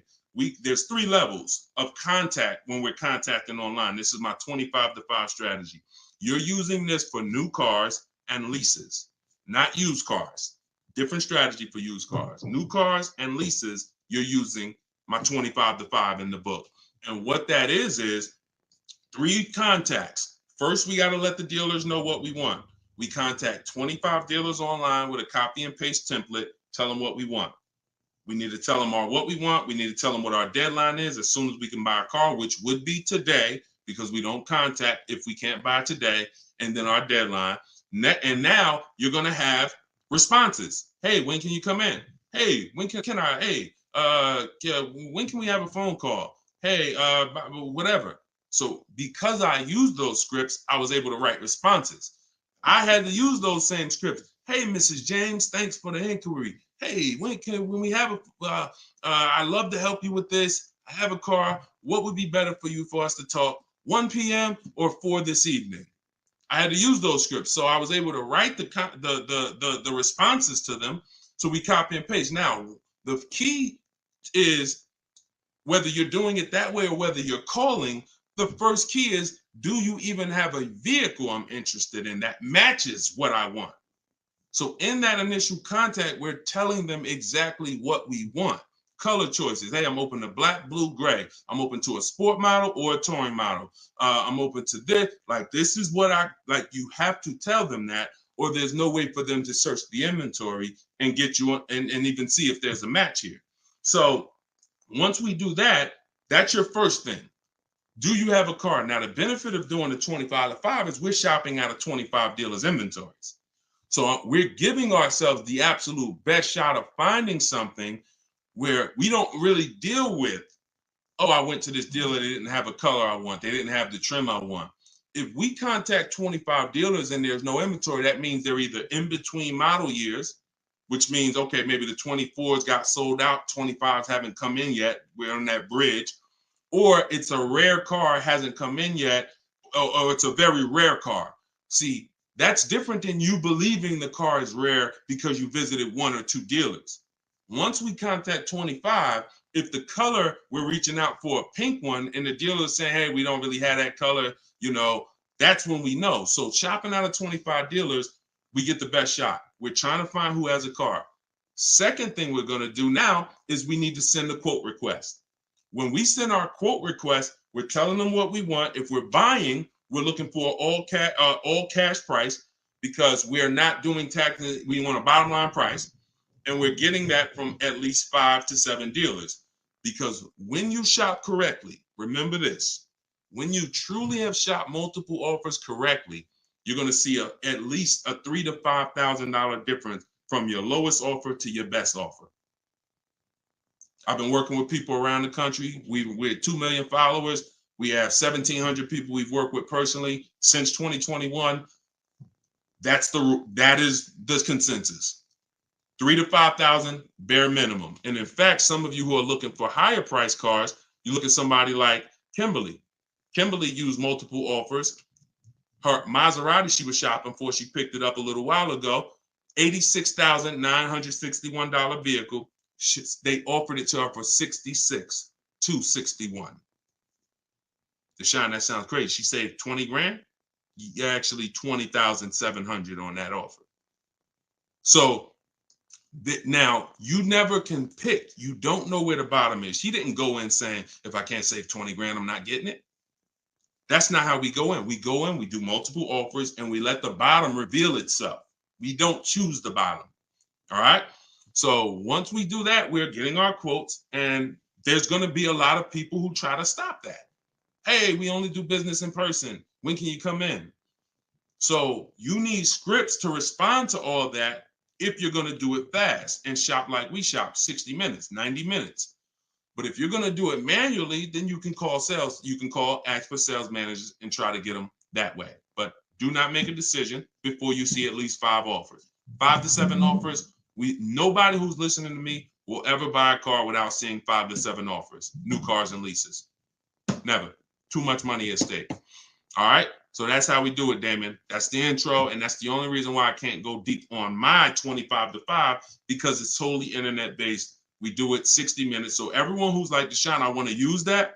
It's in my new digital book, Car Shopping for People That Hate Car Shopping. You can download it in my TikTok bio. You get it for 75% off as part of our launch. And it'll be in your inbox in 5 minutes. Same thing with Instagram. Go to my Instagram bio. You got 30 minutes before it goes back up to $97. Get your 75% off. And I'll post a link. Cue the next question up, Dolan. I'll post a link again for you guys here on YouTube and Facebook. Here's the emergency link. All right.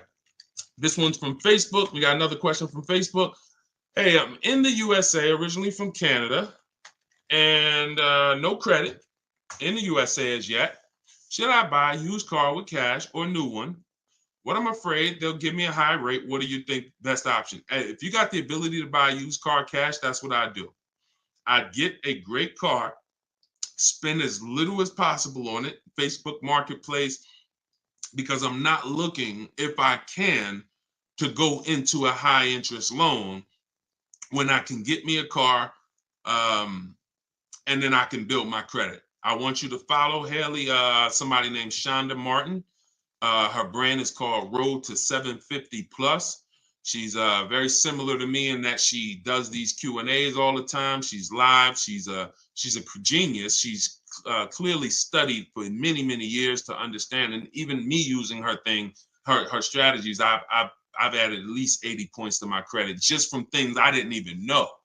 Like, and the real person who's an expert is going to show you where the blind spots are, things you didn't know. And that's what Shonda is. Some of you may follow her. She's amazing. Yeah, Cavante said, yeah, she's amazing. She is. So follow her. But yeah, I would be looking to get something inexpensive, point A to point B, little as possible. Make sure you find wherever you live, ask around who's the best mechanic in town. Ask like who does everybody know in town that, you know, fixes cars, just a good guy, good woman. And you find them and you say, look, I'm about to go pick up a car. I'm gonna buy it privately. Well, can I pay you, you know, $100 to inspect it for me?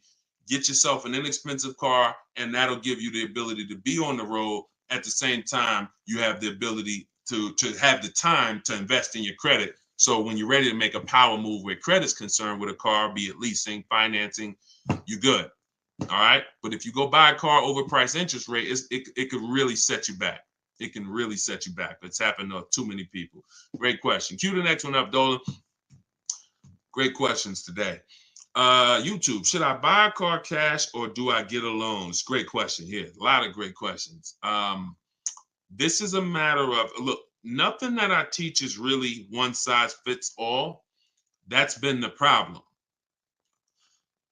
8-year rule, absolutely. If you're not keeping 8 years, that is one size fits all. That's why it's called a rule.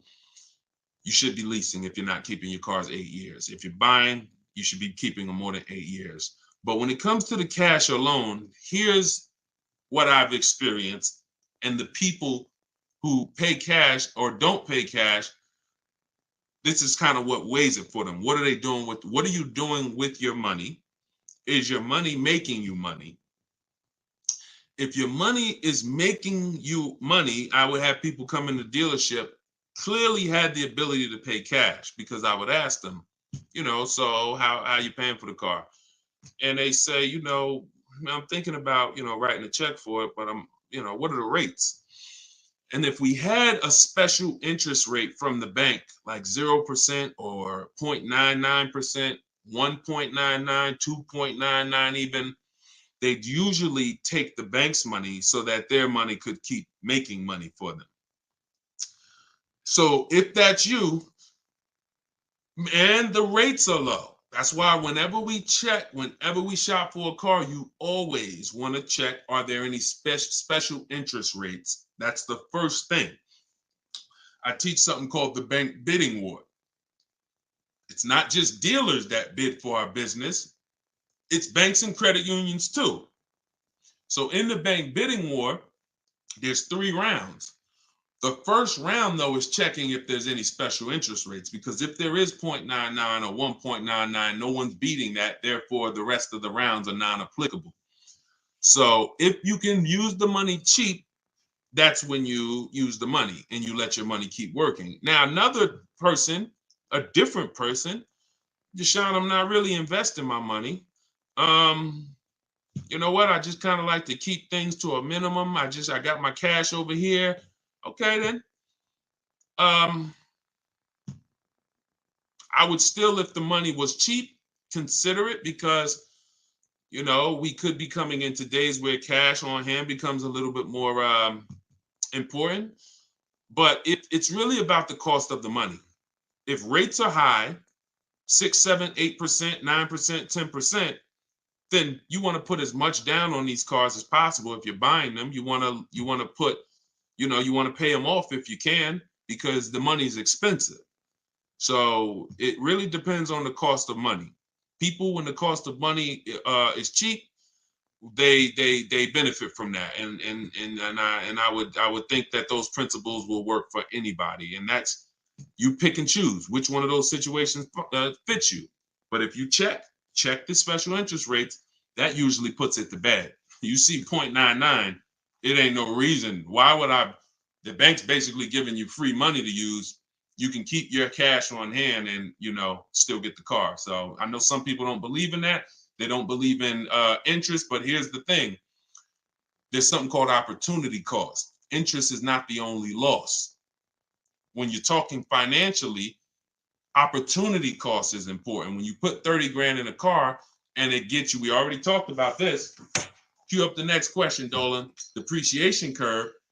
When we start talking about financially making decisions, a lot of people see, if I put 30 grand cash into this car, what is my cash worth in 6 years? $30,000 car, what is it worth in 6, 7 years, y'all? 12, 10. So what's the return on that cash? It's not even positive. It's not even neutral. It's negative. So these are all the things that is like, okay, you go over that, what I just said over the last 6, 7 minutes, and you choose what makes sense for you. But I'm never going to give you one size fits all formulas. That's what has failed you.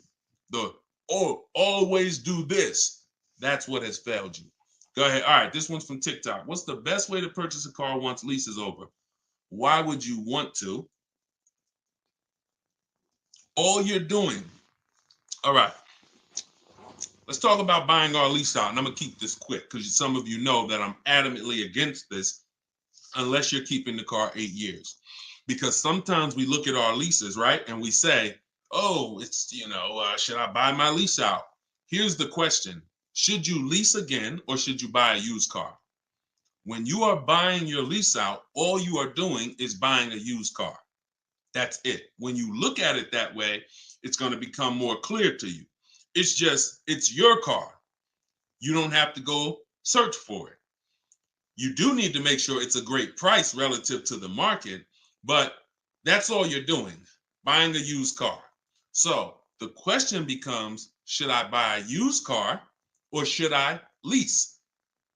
And when you realize that the 8-year rule, breaking it, is going to continue to lose you money and put you in negative equity, you won't buy your leases because you don't plan to keep them again for another 8 years. I'm going to tell you how I found this out to be horrible. Guy walks in the dealership. I'm looking at the car that he has. He says, okay, I'm looking to trade this in and get me something new. So, okay, how many years old is that? About 5 years. Okay, cool. How long you had it? I had it since it was new. Okay. All right, you know how much you owe on it? Nah, I don't know. Now, that's not a good sign, because if a person tells you they've had a car for 5 years, and they've had it since it was new, wouldn't you think it was almost paid off or paid off, right? If that makes sense, type of dollar sign. If a person said, you saw me, like, yeah, I had that car 5 years. I bought it. I've had it since it was new. Shouldn't it be almost paid off or either paid off, right? So when he said, I don't really know what I owe, I was like, okay, no problem. We'll call the bank. We'll find out. All right. So have the used car manager look at his because everyone who's in this position, I'm going to tell them about leasing.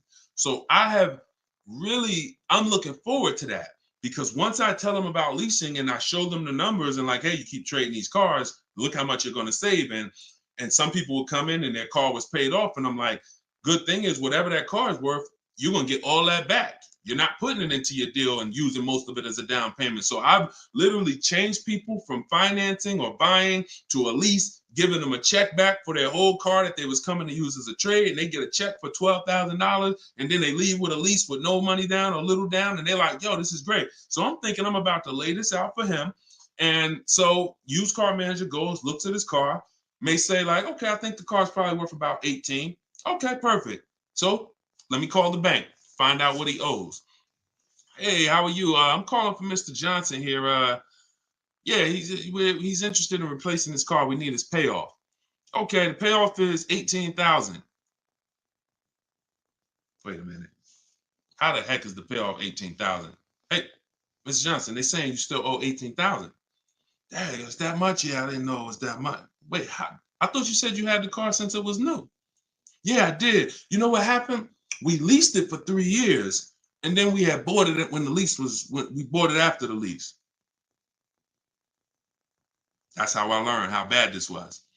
So I'm like, okay, because when you buy your car off lease, most people, you're going to need a 6-year loan to have a similar payment. So if your payment was $400 and you buy the lease, you're typically going to need a 6-year loan to have around the same payment, right? So picture this, 3 years to lease it, then you get a 6-year loan. 6 plus 9 is what? 6 plus 3 is 9. Anybody on here signing up for a 9-year loan on a car? Anybody? We got a lot of people on here. Anybody on here signing up for a 9-year loan? No? Okay. Room's quiet. So we've never signed up for a 9-year loan. Look, she said, heck no. Right. We never signed up for a 9-year loan, 9 years of payments on the same car. Yet when we buy our leases, this is what's happening. So you look and say, all right, you bought your lease, you put 6-year loan, so you leased it for 3, then you paid it for another 2, that's 5. Now you're tired of it. Yo, man, I've been in this car, let me go trade it. Problem is, you still have 4 years left of payments. That's why buying the lease is horrible. One situation where it makes sense, if you're keeping it 8 years. That's it. If you're going to keep it another 8 years from the day you buy it, then potentially go ahead. Because all it is again, buying a used car. If you said to Sean, should I buy a used car or lease? How many years you keeping it? I'm keeping 8, 9. Buy the used car. Don't lease. So preaching the truth. Thank you, Kevin. I'm glad, man. And hopefully these stories will stick in your head. So when you encounter these situations, you know, when someone says to you, hell, man, I'm thinking about buying a lease, you'll never forget the story. So this has nothing to do with getting the best deals. This has everything to do with having the best deal structure. So I'm glad that clicked. Go ahead, shoot the next one up, Dolan. Oh, I see we already been on for. All right. We'll do a couple more. I'm trying to get through them as quick as possible. Y'all, if y'all like Deshone, I love to know everything you teach of how you shop for cars. Everything I teach is in a step-by-step way. In my digital book, Car Shopping for People That Hate Car Shopping, 7 Steps to Saving Time, Money, and Avoiding Dealerships. Everything we do is a bid.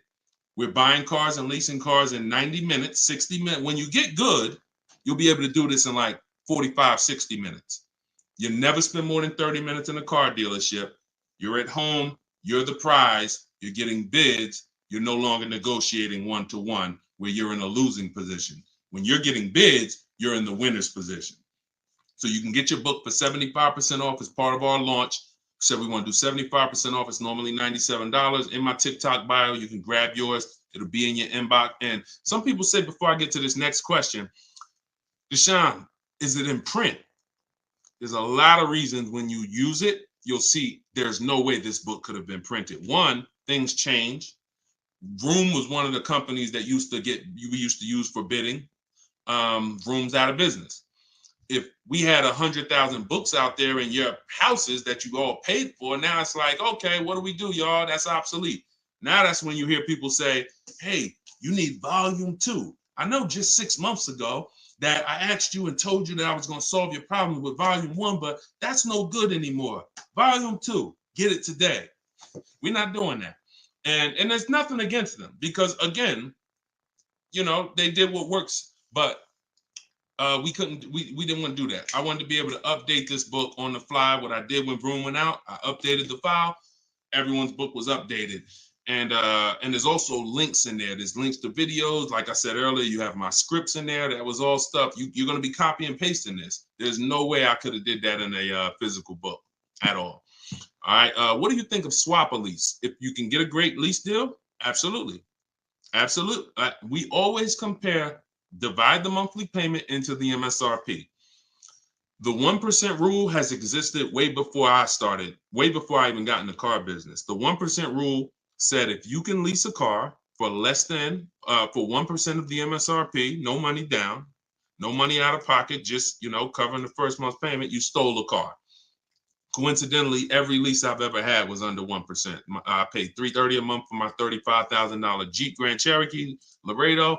I paid $325 a month for my Infinities, then $345. Then my highest one was $390, and that was a $45,000 vehicle. So these are under 1% leases. In order to get 1% leases, you need to shop multiple offers, but you also need a great lease program.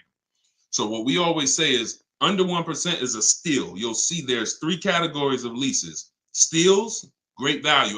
Those are under 1%. Great deals. Those are between 1% and 1.5%. And then where it's time to chill, over 1.5%. You're paying too much for a car you're giving back. So if I was taking over someone's lease, I'm judging it by the same thing. Leasing is a value play. How much car can I drive for that payment? It's the ultimate way. The lower that percentage is, the more you've leveraged your money into a great car.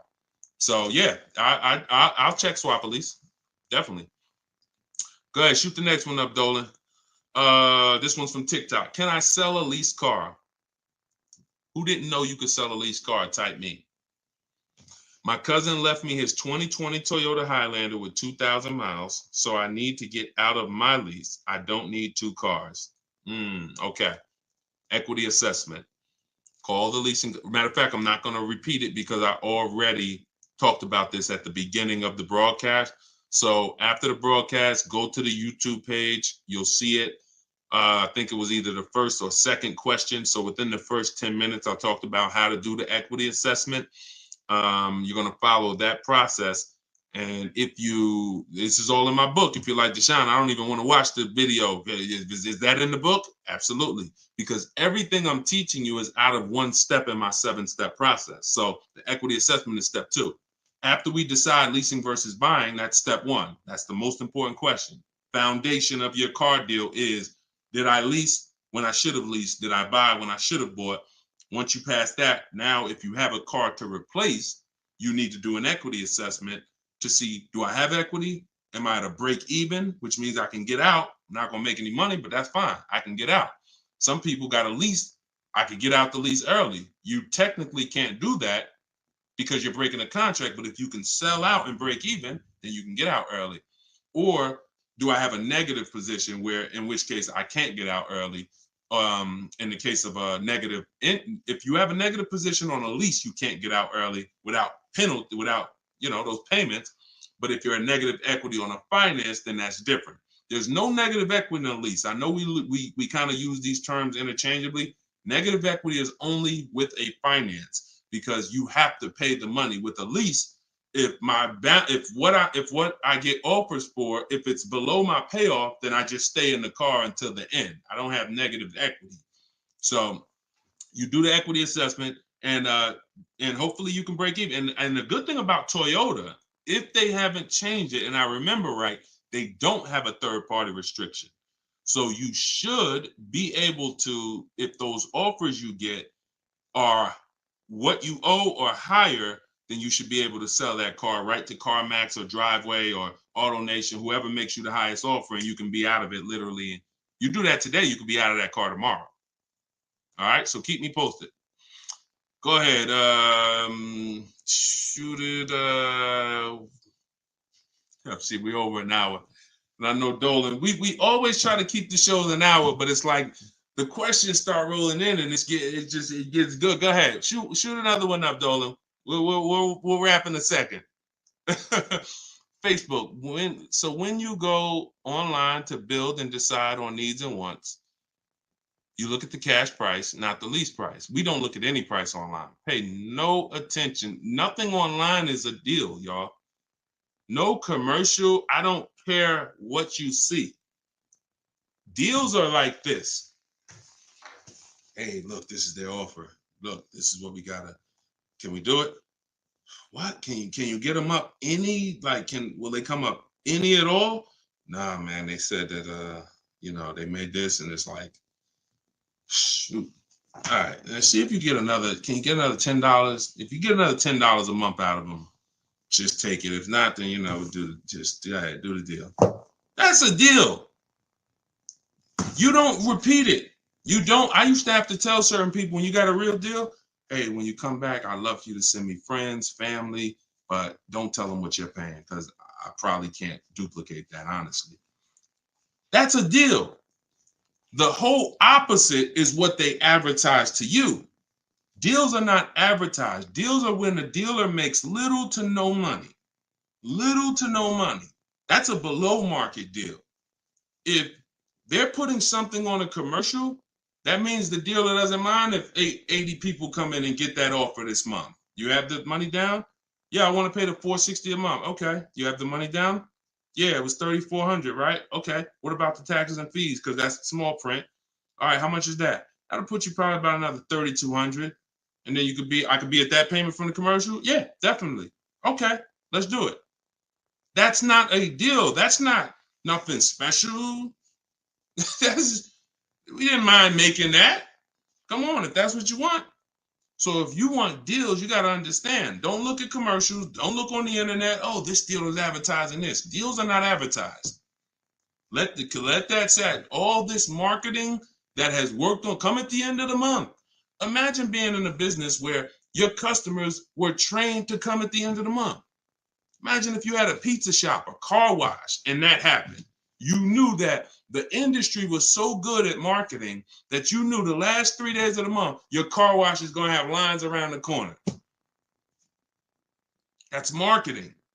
So dealers make deals when they're like desperate. I want to see. Nobody's here. So don't pay attention. Don't pay attention to that. Just follow the process. Oh, I see you got the book. Just follow the process. If it's not written in there, Ty, don't add to it. Don't add to it. If Deshone didn't say, go to this website and look and then write that down, don't do it. The whole purpose of why I wrote that book in that way is to take the guesswork out of it. If you find yourself like, okay, what should I do here? All right, I'm going to do this. You're probably off my path, because my path is very rigid. It's like a McDonald's system. You hear that beep, the nuggets are ready. Oh, don't change it.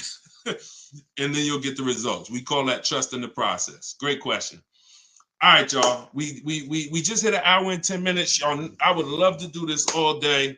We are going to continue to do these broadcasts. Once the questions start coming in, I don't want to discount any questions. So I wish some questions I could just answer in 30 seconds. It's not possible without me just cutting it short and then you not getting the value out of it. So we try to get through as many as possible. For everyone who wants everything I teach in one place, you can get everything in my social media videos. But I think what you understand now from being on the broadcast is there's lots of different situations. So when you're moving through my social media video, you're saying, oh, he's talking about leasing here. He's talking about buying a used car here. He's talking about banks here. He's talking about high mileage here. All right, that means I got to try to piece this together myself. Same thing with the broadcast here. If you're like Deshone, I want everything in one spot, step by step. It's all in there. Leasing's in there. The high mileage paths are in there. The new car purchase paths are in there. Used car purchase paths are in there. And step 7 of my book is delivery. So you shouldn't be thinking, oh, I'm gonna read the whole book, then I'll start shopping. No, it's action guides. It's essentially a big checklist. Do this, do this. By the time you get to step 7, you should be picking up your car, getting ready to have it delivered. So that's the way it is. You don't take a quiz at the end. The quiz is, if you did it right, your car's on the way. So everyone can get your book for 75% off as part of our launch. It's in my TikTok bio. Grab yours, use it, and please make sure you email me your deal. As soon as you make your deal, send me an email. Deshone, check this out. I don't want to see just the car you got. I want to see the price you paid. You're going to have price assurance, and I'm happy to be on this journey with you. So get it in here. I'm going to send this link. I'm going to type the link one more time for you guys here on Facebook and YouTube. In case you missed the countdown, I just typed the link. You can grab it there. TikTok, Instagram, it's in my bio. Click that website and then click that button that says 75% off. So until then, thank you, Ty. Great questions today. Great questions. All the questions were good. And I'll see y'all on the next broadcast. We'll keep this going. God bless y'all.